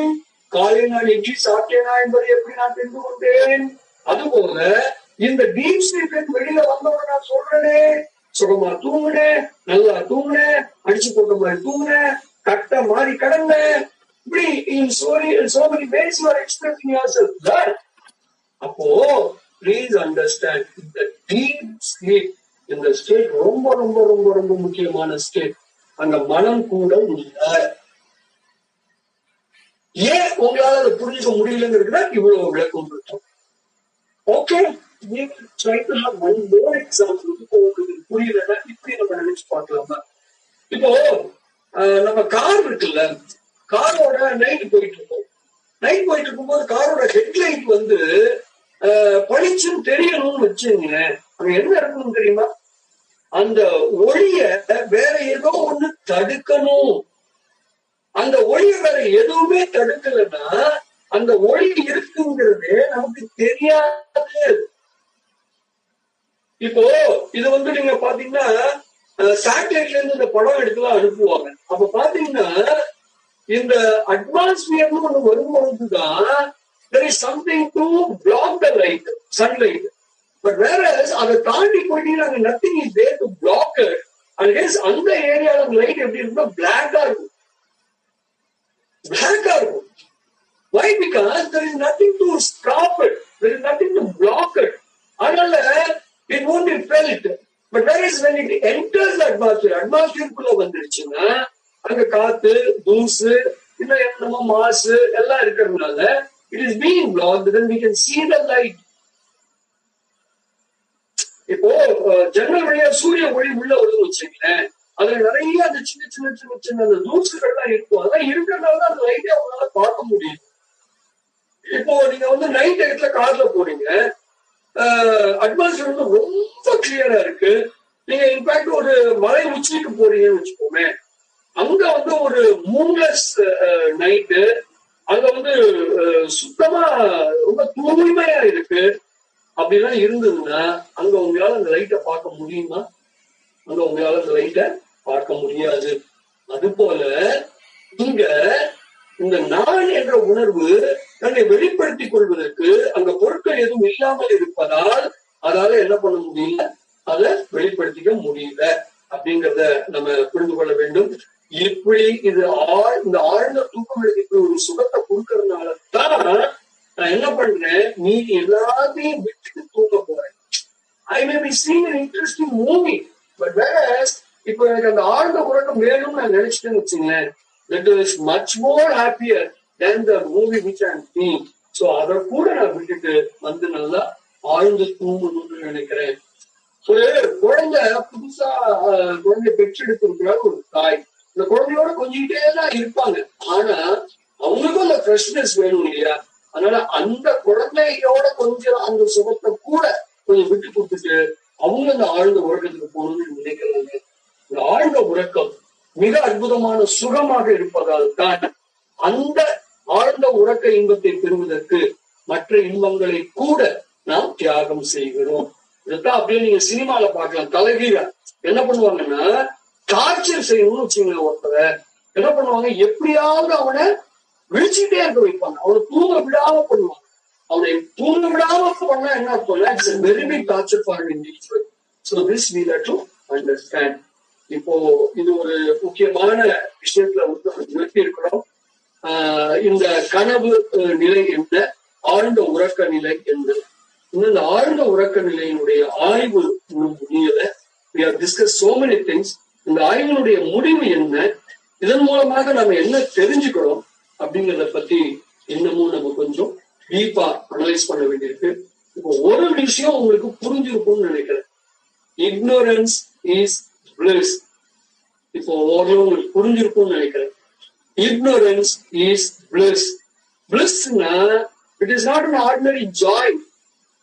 Blissங்கிறது it's not ordinary happiness. Blissங்கிறது அது ஒரு என்ன சொல்றது, ஒரு மகிழ்ச்சி இல்ல, இன்பம் இல்ல, அது ஆனந்தம், பேரானந்தம், பேரானந்தம். Ignorance is bliss. Ignorance என்ன? அறியாமை.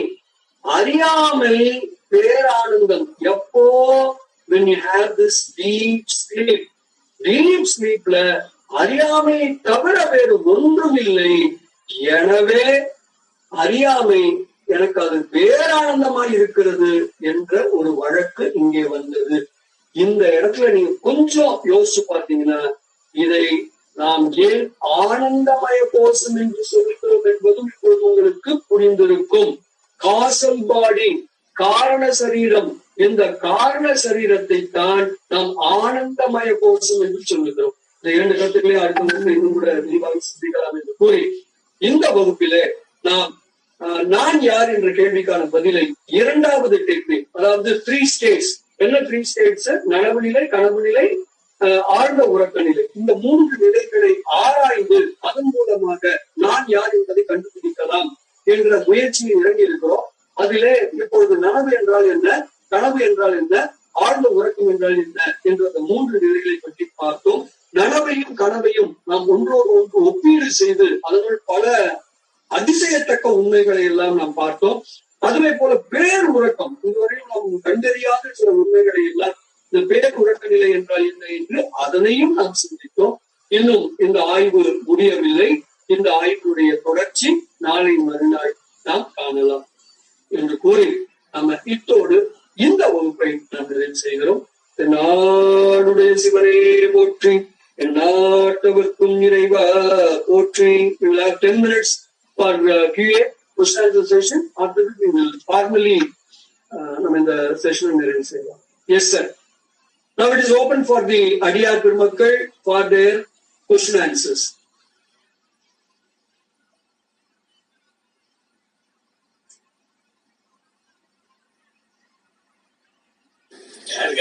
ஐயா வணக்கம். ஐயா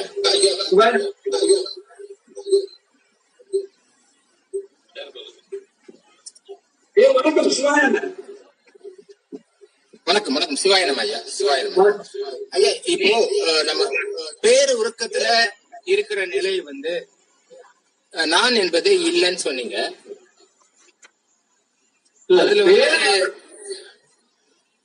அதுல அந்த நிலைய வந்து அனாதி கேவலத்தோட நம்ம ஒப்பிட்டு பாக்கலாங்களா ஐயா? இரண்டும் ஒரே நிலை தானே ஐயா? ஒண்ணு நல்லா தெரிஞ்சுக்கணும். இந்த ஆழ்ந்த உறக்கம் என்ற நிலையில் நான் இல்லை சொல்லவே இல்லை. தயவுசெய்து நம்ம விளங்கிக் கொள்ள வேண்டும். நான் இல்லை என்று சொல்லவே இல்லை.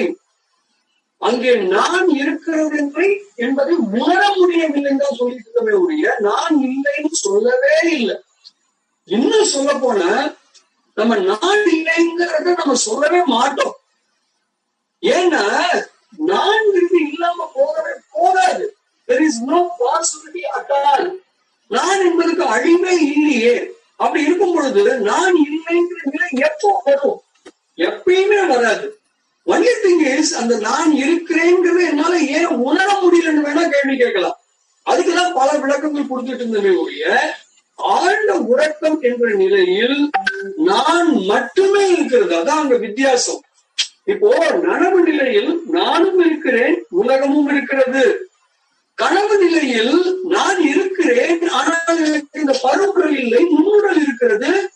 புற உலகம் இல்லை, கனவுலகம் மட்டும் இருக்கிறது.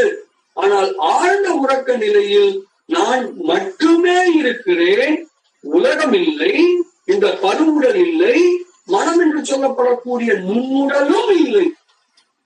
இதுதான் இந்த ஆழ்ந்த உறக்கத்திற்கான விளக்கம். நன்றி.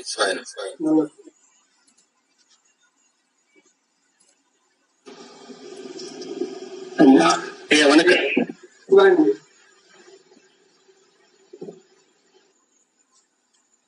சொல்லுங்க சிவானந்த். ஐயா வணக்கம். ஐயா ஒரு கேள்வி. இந்த மனம் நுண்பொருள்னு சொன்னீங்க இல்லையா? அப்போ அந்த புத்தி சித்தம்ன்றது பருப்பொருளா இருந்தா தானே சம் இன்ஃபர்மேஷன் அதுல ஸ்டோர் ஆகும். அதுல அது கேரி பண்ணாதானே அதுல இருந்து நீங்க செக் பண்ண முடியும், இல்ல ரிட்ரைவ் பண்ண முடியும் டேட்டாவை. அதாவது நுண் பொருள் சொன்னமே ஒழிய அது பொருள் இல்லைன்னு நம்ம சொல்லவே இல்லை. See, these things are subtle in nature, but they are also matter தான். நல்லா புரிஞ்சுக்கணும். They are also matter.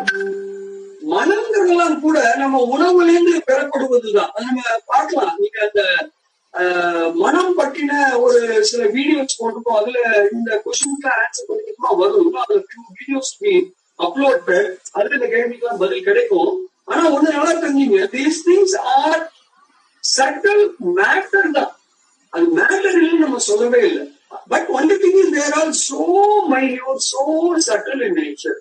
அதனால அது தே கேன் பி ஸ்டோர்டு, அதை ரிட்ரீவ் பண்ணலாம். It's not a big thing. கண்டிப்பா சரிங்க ஐயா. ஐயா இன்னொரு கேள்வி. இந்த ஹிப்னாட்டிசம் சொல்லும் போது ஹிப்னாட்டிசம் கனவு நிலையா தானே இருக்கணும்? ஏன்னா அவங்க மனமோ சித்தமோ ஆக்டிவா இருந்தா தானே அவங்க ரெஸ்பாண்ட் பண்ண முடியும் ஹிப்னாட்டிசம் பண்றவங்க கேள்வி கேட்கும் போது. உண்மையிலே இதை பத்தி எனக்கு தெரியாது. அதனால I don't want to comment on that. எனக்கு ஹிப்னாட்டிசத்தை பத்தி சும்மா மேம்போக்கா படிச்சுக்கவே ஒழிய அதை பத்தி நான் ஆழ்ந்த அறிவு இல்லை. அதனால இந்த கேள்விக்கு அடியனுக்கு பதில் சொல்ல முடியல. நன்றி ஐயா. நன்றி. தேங்க்யூ.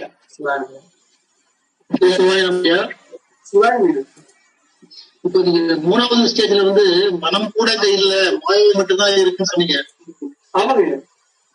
அப்போ அந்த ஸ்டேஜ்ல அந்த ஒரு குறிப்பிட்ட அந்த நாழிக்கு அல்லது நிமிடங்களுக்கு இந்த மனம் சித்தம் இதெல்லாம் என்ன ஆகிறது? அப்போ அது அதனுடைய நிலை என்ன? அதெல்லாம் இல்லைன்னா meaning என்னன்னாங்கய்யா, there are in the potential state. நீங்க அதுக்காக என்ன நினைச்சிட கூடாது, என்னோட பாடியே இல்லைன்னு நினைச்சிட கூடாது. சரி, நான் ஆழ்ந்த உறக்க நிலைக்கு போகும்பொழுது அங்க உடல் இல்லை, மனம் இல்லை அப்படின்னு சொன்ன உடனே என்ன நினைச்சிட கூடாது, உடம்பே இல்லைன்னு நினைச்சிட கூடாது. See, these are all there, but in potential form. வெளிப்படாம ஒரு உடல்நிலை உடம்பு இருக்குன்றது நல்லா புரியுது. அந்த குறிப்பிட்ட நாழிகள் அந்த மனம் சித்தம் எல்லாம் என்ன செயல்ல இறங்கி இருக்கோ என்ன பண்ணிட்டு இருக்கும் எல்லாம் இருக்கு, but they are not working. They will be in rest. சொல்ல போனா கண்டிப்பா ரெஸ்ட் தான் ஆழ்ந்த உறக்கத்தோடு சொல்லுது. இதுவே நெசசிட்டியா அதுதான்.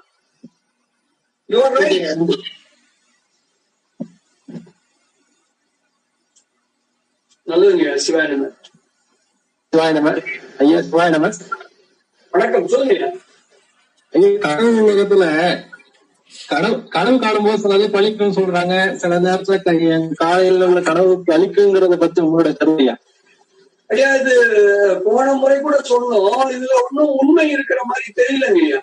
இந்த அதிகாலை கனவு பழிக்கும் அப்படிங்கறதுலாம் பொதுவாக சொல்லப்படுகிற கருத்தை ஒழிய அதுக்கு இன்னும் அது எவ்ரி டைம் அது பழிக்குங்கிறதுக்கு எல்லாம் சான்று அதை பத்தி நம்மளுடைய ஞான நூல்கள் எதுவும் குறிப்பிட்டு சொல்லப்படலைங்க. அது நம்ம நனவு நிலையோட ஏதாவது சம்பந்தப்படுமா? கொஞ்சமாவது சம்பந்தப்படுமா? அது வந்து நம்ம நிறைய தடவை விளக்கிட்டோம் இல்லையா, நம்மளுடைய நனவு நிலை தான் கனவாவே வருது. வேற ஃபியூச்சர்ல அது வந்து அது வந்து நமக்கு நடக்கிற மாதிரி ஏதாவது இன்சிடென்ட் வருமா? இல்ல, அது வந்து இட்ஸ் ரேர் கோஇன்சிடென்ஸ். சில பேர் சொல்றாங்க, அதாவது ஃபியூச்சர்ல நடக்க போறது எனக்கு கனவா வருது அப்படின்னு சில பேர் சொல்றாங்க. அது நடக்கலாம், அது நடக்கலாம் தான். அதுக்கு ஒன்னும் பெரிய எனக்கு ஒன்னும் அதுக்கு ஒரு தகுந்த காரணம் ஒன்னும் சொல்ல முடியல. ரைட். ஏன்னா நிறைய சினிமா பார்க்கணும், சினிமா இல்ல ஈவன் நம்மளோட வாழ்க்கையிலேயே சில பேர் சொல்றாங்க இது நடக்க போகுதுன்னு நான் எனக்கு ஒரு 10 நாளைக்கு முன்னாடியே எனக்கு கனவு வந்துடுச்சு அப்படின்னு சில பேர் சொல்றாங்க. எனக்கு வந்து அப்பவே ஒரு ஹிண்ட் கிடைச்சது, ஆனா எனக்கு கிளியரா தெரியல, இப்பதான் இவ்வளவு கிளியரா தெரியல, பட் எனக்கு இண்டிகேஷன்ஸ் வந்துச்சுங்கிறாங்க. அது இட் இஸ் ஸ்டடிடுங்க. அது அதே ஆளுங்க கிட்ட நீங்க கேளுங்களேன். நீங்க அந்த ஆளுங்க மோஸ்ட்லி பாத்தீங்கன்னா எப்படி சொல்லுவாங்க, அந்த நிகழ்ச்சி நடக்க முடிஞ்ச பிறகு சொல்லுவாங்க. நீங்க அந்த நிகழ்ச்சி நடக்க முன்னாடியே சொல்ல பார்க்கலாம். இப்போ சில பேர் இந்த மாதிரி சொல்லுவாங்க, நானும் பார்த்திருக்கிறேன். அவங்க என்ன சொல்றாங்கன்னா, ஃபியூச்சர்ல நடக்க போறது எனக்கு முன்னாடியே தெரிய வருது, இது மாதிரி எனக்கு பல அனுபவங்களை என் வாழ்க்கையில நான் பார்த்துட்டேன் அப்படின்னு சொல்றாங்க. அவங்க சொல்றதுல நம்ம ஒன்னும் தப்பு சொல்ல முடியாது, பிகாஸ் அவங்க பொய் சொல்ல வேண்டிய அவசியம் இல்லை. பட் நம்ம என்ன கேட்கணும்னு ஆசைப்படுறோம்னா, நீங்க நல்லா அவங்களுக்கு ஸ்டடி பண்ணி பார்த்து, கேஸ் ஸ்டடி பண்ணி பாருங்க. அவங்க ஒவ்வொரு முறையும் அந்த சம்பவம் நடந்து முடிஞ்ச பிறகுதான் சொல்லுவாங்க, நான் இதே இதை நான் 10 நாளைக்கு முன்னாடி நான் கனவா கண்டேன், இதே விஷயத்த நான் 10 நாளைக்கு முன்னாடி கனவா கண்டேன்பாங்க. நான் என்ன கேட்கிறேன், ஒரு தடவையாவது அந்த நிகழ்ச்சி நடக்கிறதுக்கு முன்னாடியே இந்த கனவு கண்டீங்க இல்லையா, அன்னைக்கே நீங்க சொல்லுங்க பார்க்கலாம், நான் இன்னைக்கு கனவு கண்டிருக்கேன், இது 10 நாளோ 12 நாளோ கழிச்சு இது எங்கேயோ நடக்க போகுது அப்படின்னு உங்களுக்கு சொல்லுங்களேன் பார்க்கலாம். இதெல்லாம் நடக்குது. பட் தீஸ் ஆர் ஆல் என்ன சொல்றது, பியாண்ட் அவர் ஸ்கோப். இது நம்ம ஸ்டடியில இது இல்ல. நன்றி நன்றி. ஐயா வணக்கம் ஐயா. யாரோ ஒருத்தர் ஐயா, ஆழ்ந்த உறக்கத்தில் அனுபவம் எதுவும் இல்லாதால நான் என்பது இல்லைன்னு சொன்னீங்கல்ல, ஆழ்ந்த உறக்கத்தில் நான் இல்லை என்று சொல்லவே இல்லை. புரிஞ்சிருக்கிறது. முன்னாடி ஒரு அன்பர் இதே மாதிரிதான் கேட்டாரு, ஏன் அப்படி உங்களுக்கு அப்படி நினைச்சுன்னு எனக்கு தெரியல. ஆழ்ந்த உறக்கத்தில் நான் என்பது உணரப்படுவதில்லை.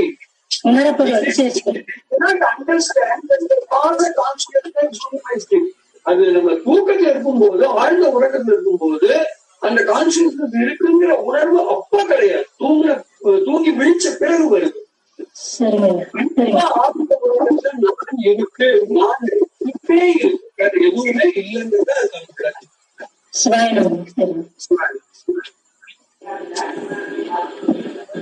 ஐயா. சிவாய நம்ம ஐயா. ஐயா, கனவு நிலை சொன்னோம் இல்லையா, அந்த கனவு நிலை எதனால வருது, எங்கேந்து வருது, அதுவும் இல்லாம கனவு காணும் போது பஞ்சேந்திரியங்கள் செயல்படாது அப்படின்னு சொன்னீங்க. அப்ப அந்த கனவு காண்ற அந்த நான் யாருங்கய்யா? முதல்ல கனவு எங்கேந்து வருதுன்னு ஒரு கேள்வி கேட்டீங்க. கனவு உங்களுடைய மனம் ப்ரொஜெக்ட் பண்றதுதான் கனவு. உங்களுடைய மனம் தான் அப்படி ஒரு உலகத்தை உங்களுக்கு சிருஷ்டி பண்ணி கொடுக்குது. இந்த மனம் எங்கே ப்ரொஜெக்ட் பண்ண முடியும் அப்படின்னா, அதுகிட்ட ஏற்கனவே அது ரெக்கார்ட் ஆகி இருக்கணும். அதுகிட்ட ரெக்கார்ட் ஆகி இல்லாத ஒண்ண அது என்ன பண்ண முடியாது, ப்ரொஜெக்ட் பண்ண முடியாது. அதுக்கு எப்படி ரெக்கார்ட் ஆகும் அப்படின்னு கேட்டீங்கன்னா, நீங்க என்னைக்கோ நனவு ஸ்டேட்ல அதெல்லாம் நீங்க அனுபவிச்சிருக்கீங்க, அதை ஆழ்ந்து உங்க மனசுல நீங்க பதிய வச்சிருக்கீங்க. அந்த பதிவுகள் when they become so strong, ரொம்ப பலமான பதிவுகள் ஆயிடுச்சுன்னா, ஆழ்ந்த பதிவுகள் ஆயிடுச்சுன்னா, அதுதான் கனவா வருது. இதுதான் கனவு எங்கேருந்து வருது, ஏன் வருதுங்கிறதுக்கான பதில். இந்த நனவு நிலைங்கிறது இந்த ஜென்மம் மட்டும் இல்லை, இந்த ஜென்மம் எல்லா ஜென்மத்திலும் அது அடக்கம். எந்த ஜென்மத்திலயோ நான் ஒரு ஆழ்ந்த பதிவை நான் என்ன பண்ணிப்பேன், போட்டு வச்சிருப்பேன், அது அப்பப்போ வருது. ஒரு எடுத்துக்காட்டுக்கு தான் நம்ம சொல்றோம். ஒரு எக்ஸாம்க்கு நான் பயந்துருந்தேன்னு வச்சுக்கோங்க, சின்ன வயசுல ஏதோ ஒரு எக்ஸாமுக்கு, அது ரொம்ப ஆழ்ந்த மனசுல பதிஞ்சிருந்தா இந்த வயசுல கூட அந்த கனவு எனக்கு வரும், என்ன பயமுறுத்திட்டே இருக்கும். நான் ஒவ்வொன்றையும் கனவுல எழுச்சுன்னா, ஐயோ அப்பா நல்ல வேலை எக்ஸாம் இல்லை, நான் எக்ஸாம் பயந்தே போயிட்டா அப்படின்னு நானே ஆசுவாசப்பட்டு மறுபடியும் போய் படுக்க போயிட்டேன். அப்போ இதுதான் கனவு ஏன் வருகிறது, எப்படி வருகிறது, எங்கிருந்து வருகிறதுங்கிறதுக்கான கேள்வி. வேற என்னமா கேட்டீங்க? அந்த பஞ்ச ஏந்திரியங்கள் வந்து கனவுல செயல்படல, அது அடக்கமாயிடுது. அப்ப அந்த கனவை காண்ற நான் யாரு அப்படின்னு கேட்டேங்க. அந்த இடத்துல நம்ம யாரா அதுதான் நம்ம வந்து கொஞ்சமா அதுக்கு பதில் தேடிட்டு இருக்கோம். நம்ம அந்த பதில் நமக்கு சொல்ல போறோம், அடுத்த வகுப்புல நம்ம சொல்றோம். இப்ப என்ன எஸ் கனவுல வந்து உங்களுக்கு பஞ்சேந்திரியங்கள் ஒர்க் பண்ணாதுதான் தெரியும், நோ டவுட். உங்களோட கண்ணு நீங்க தான் மூடிட்டு தானே தூக்கிட்டு இருக்கீங்க. நீங்க கண்ணை மூடிட்டு தானே தூங்க முடியும், உங்க கண்ணு ஒர்க் பண்ணல. நீங்க தூங்கிட்டு இருக்கீங்க, பக்கத்து ரூம்ல உங்க வீட்டுல பையனோ இல்ல வேற யாரோ டிவி பார்த்துட்டு இருப்பாங்க, அந்த சத்தம் உங்களுக்கு கேட்காது, அதனால உங்களுக்கு காதும் ஒர்க் பண்ணல. சோ கண்டிப்பா ஒருத்தர் உறக்க நிலையில கனவு நிலைக்கு போயிருந்தாங்கன்னா அந்த கனவு நிலையில அவங்க இருக்கும்பொழுது அவங்களுக்கு இந்த மெய்வாய் கண்ணுக்கு செவி வேலை பார்க்காது, அது ஒண்ணும் டவுட்டே கிடையாது. சரி, அப்போ இந்த கனவை காண்பவன் யார், இது கேள்வி. இப்போ நனவுலகில் நடப்பதையெல்லாம் பார்ப்பது யார்? நனவு நான் பார்க்கிறேன். அப்ப கனவுலகில் அதை பார்ப்பது யார்? கனவு நான் பார்க்கிறேன்.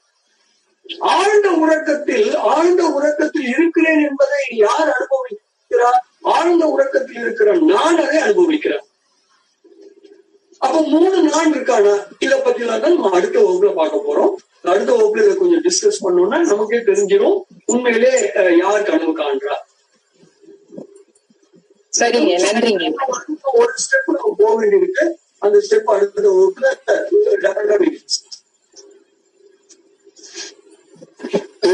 இன்னொரு கேள்வி.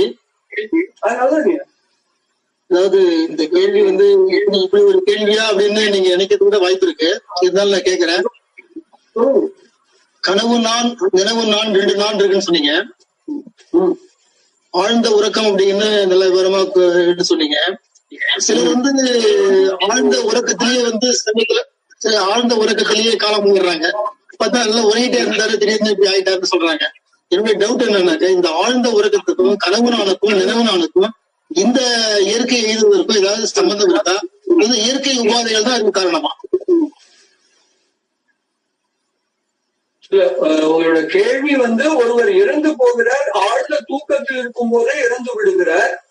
ஆமா, அதனால அதுக்கும் எதுக்கும் சம்பந்தம் இருக்கான்னு கேக்குறீங்க? இந்த கனவு நான் நினைவு நான் என்று சொன்னீங்கல்லவா, இது ரெண்டுக்கும் அதுல வந்து ஏதாவது கனெக்ஷன், தொடர்பு இருக்க முடியுமா அந்த இதற்கு? அல்லது இயற்கை உபாதைகள் தான் அவருடைய இறப்புக்கு காரணமா? இயற்கை உபாதைகள்னா அந்த நோய்வாய்ப்பட்டிருத்தல். நோயே இல்ல, அவருக்கு நல்லா படுக்கிறாரு, திடீர்னு போயிடாரு, டீப்பா நல்லா தூக்கத்திலே போயிடாருன்னு சொல்றாங்கல்ல, அது எதனால் ஏற்படுகின்றது?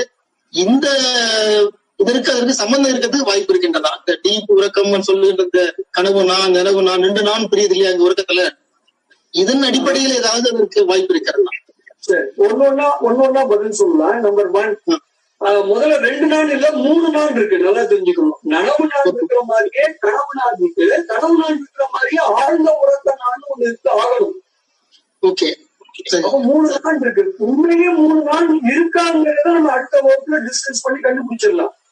Okay, I have not it concluded. நான் இன்னும் முடிவா சொல்லல நனவு நாள் இருக்கு, கனவு நாள் இருக்கு, ஆழ்ந்த உறக்க நாள் இருக்குன்னு இன்னும் நம்ம சொல்லி முடிவுக்கு வரல. That has to be further discuss. அது இன்னும் நம்ம அடுத்த வகுப்புல இன்னும் கொஞ்சம் டிஸ்கஸ் பண்ணணும். சரிங்க ஐயா. இது நம்பர் 1. நம்பர் 2, ஒருவருடைய இறப்பு எப்ப நடக்குங்கிறது நம்ம தெளிவா சொல்லியிருக்கிறோம்.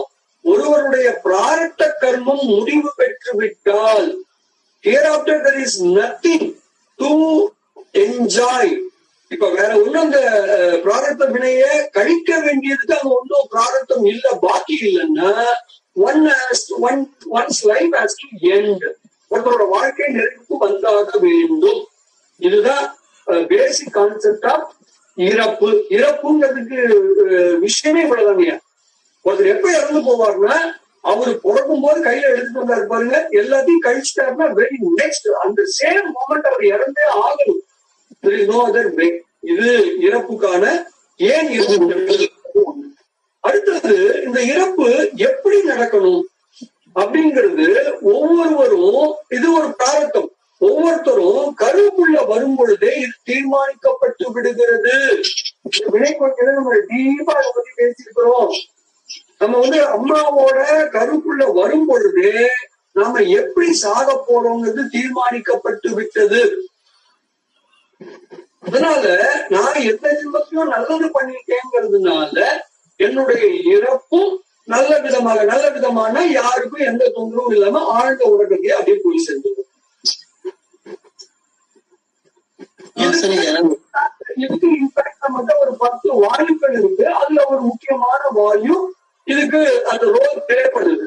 இந்த உடலையும் உயிரையும் பிரிக்கும் பொழுது அந்த வாயு நல்லா ஹெல்த்தியா இருந்தா இந்த உயிரும் உடம்பும் பிரியும் பொழுது எந்த வேதனையும் இல்லாமல் எந்த கஷ்டமும் இல்லாம அது இயல்பா நடக்கும்.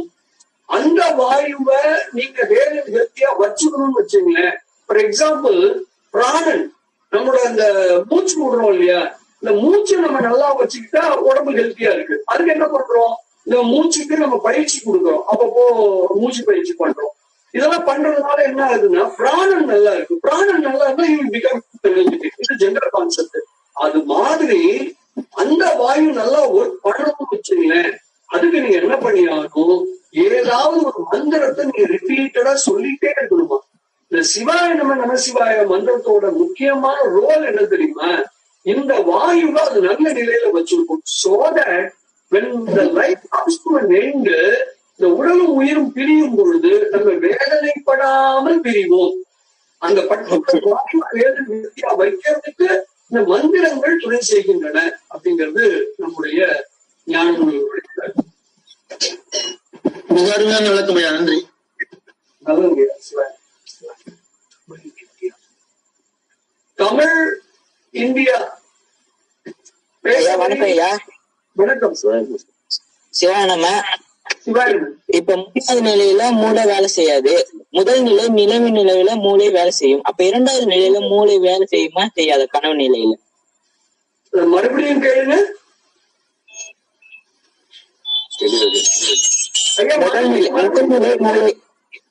நினைவு நிலை மூளை வேலை செய்யும், கனவு நிலையில வேலை செய்யுமா? அதான் நான் கேட்கிறேன். ஐயா, இதுதான் நம்ம ஏற்கனவே சொன்னோம். அந்த மனம் என்றால் என்ன, மூளை என்றால் என்னன்னு நம்ம கொஞ்சம் அதுக்கு ஒரு வீடியோ போட்டிருக்கோம். நீங்க அந்த மனம்ன்ற வீடியோல பாத்தீங்கன்னா யூ வில் அண்டர்ஸ்டாண்ட். நீங்க கனவுல என்ன இருக்குன்னா, கனவுல மனம் இருக்கு. அந்த மனம் தான் உங்களோட கனவு உலகத்தையே ப்ரொஜெக்ட் பண்ணுது. மனம் இருக்கு. நீங்க எதை மீன் பண்றீங்கன்னா, புத்திய மீன் பண்ணீங்கன்னா புத்தி அந்த வேலை செய்யாது. இது நம்ம தெளிவா சொன்னமே. கனவு உலகத்துல புத்தி வேலை செய்யாது. புத்தி இல்லாதனாலதான் கனவு உலகம் உங்களுக்கு எப்படி ஒரு தொடர்பு இல்லாம ஒன்னோட ஒண்ணு ஒரு முறைப்படி இல்லாம கச்சாமுச்சான்னு கிடக்கும். திடீர்னு நீங்க வீட்டுல இருக்கிற மாதிரி இருக்கும், அடுத்த செகண்ட் எங்கேயோ போன மாதிரி இருக்கும். அங்க ஒரு ஊட்டியில நீங்க ஒரு குரங்காங்கி தாவிட்டு இருப்பீங்க. அடுத்த செகண்ட் பாத்தீங்கன்னா நீங்க சென்னையில ஒரு மிகப்பெரிய பணக்காரங்க அங்க லோன் பண்ணிட்டு இருப்பீங்க. ஒரு சம்பந்தமே இருக்காது. நீங்க இப்பதான் கொஞ்ச நேரத்துக்கு முன்னாடி வீட்டுல இருந்த மாதிரி இருந்தது, அடுத்த செகண்ட் கனவுல எங்க போயிட்டீங்க, ஊட்டிக்கு போயிட்டீங்க, ஆனா அங்க குரங்கா இருந்தீங்க. அப்புறம் என்ன நினைச்சு பாத்தீங்கன்னா அடுத்த செகண்ட் மெட்ராஸ் போட்டீங்க, அங்க பெரிய பணக்காரங்களா இருக்கீங்க. சோ இதெல்லாம் எப்படி நடக்கும்னா, உங்களுக்கு அந்த புத்தி வேலை செய்யுது. நத்திங் கால்டு அந்த புத்திங்கிற தத்துவம் ஃபேக்கல்டி ஆஃப் இன்டெலெக்ட் அங்க ஒர்க் பண்ணாதனால இந்த கனவுல நீங்க ஒரு கோஹரன்ஸ் பார்க்க முடியாது. ஒரு தொடர்ச்சி, ஒரு முறையா இருக்கு அப்படிங்கறத நீங்க பார்க்க முடியாது. அதான் கனவு ஸ்கிராம்பிள்டா, அதாவது ஒரு ஜம்பிள்டா, ஒரு தொடர்ச்சியா இல்லாம முன்னுக்கு பின் முரணா அப்படிலாம் இருக்கு. அப்ப முதல் நிலையில மட்டும்தான் மூளை வேலை செய்யும். ஆமா ஆமா. சரிங்க ஐயா, நன்றி ஐயா. சிவாய நமஸ்காரம். வகுப்பு நிறைவு செய்துக்கலாமா? திருச்சிற்றம்பலம். கல்லா பிழையும் கருதா பிழையும் கசிந்து உருகினில்லா பிழையும் நினையா பிழையும் மின்னஞ்சல்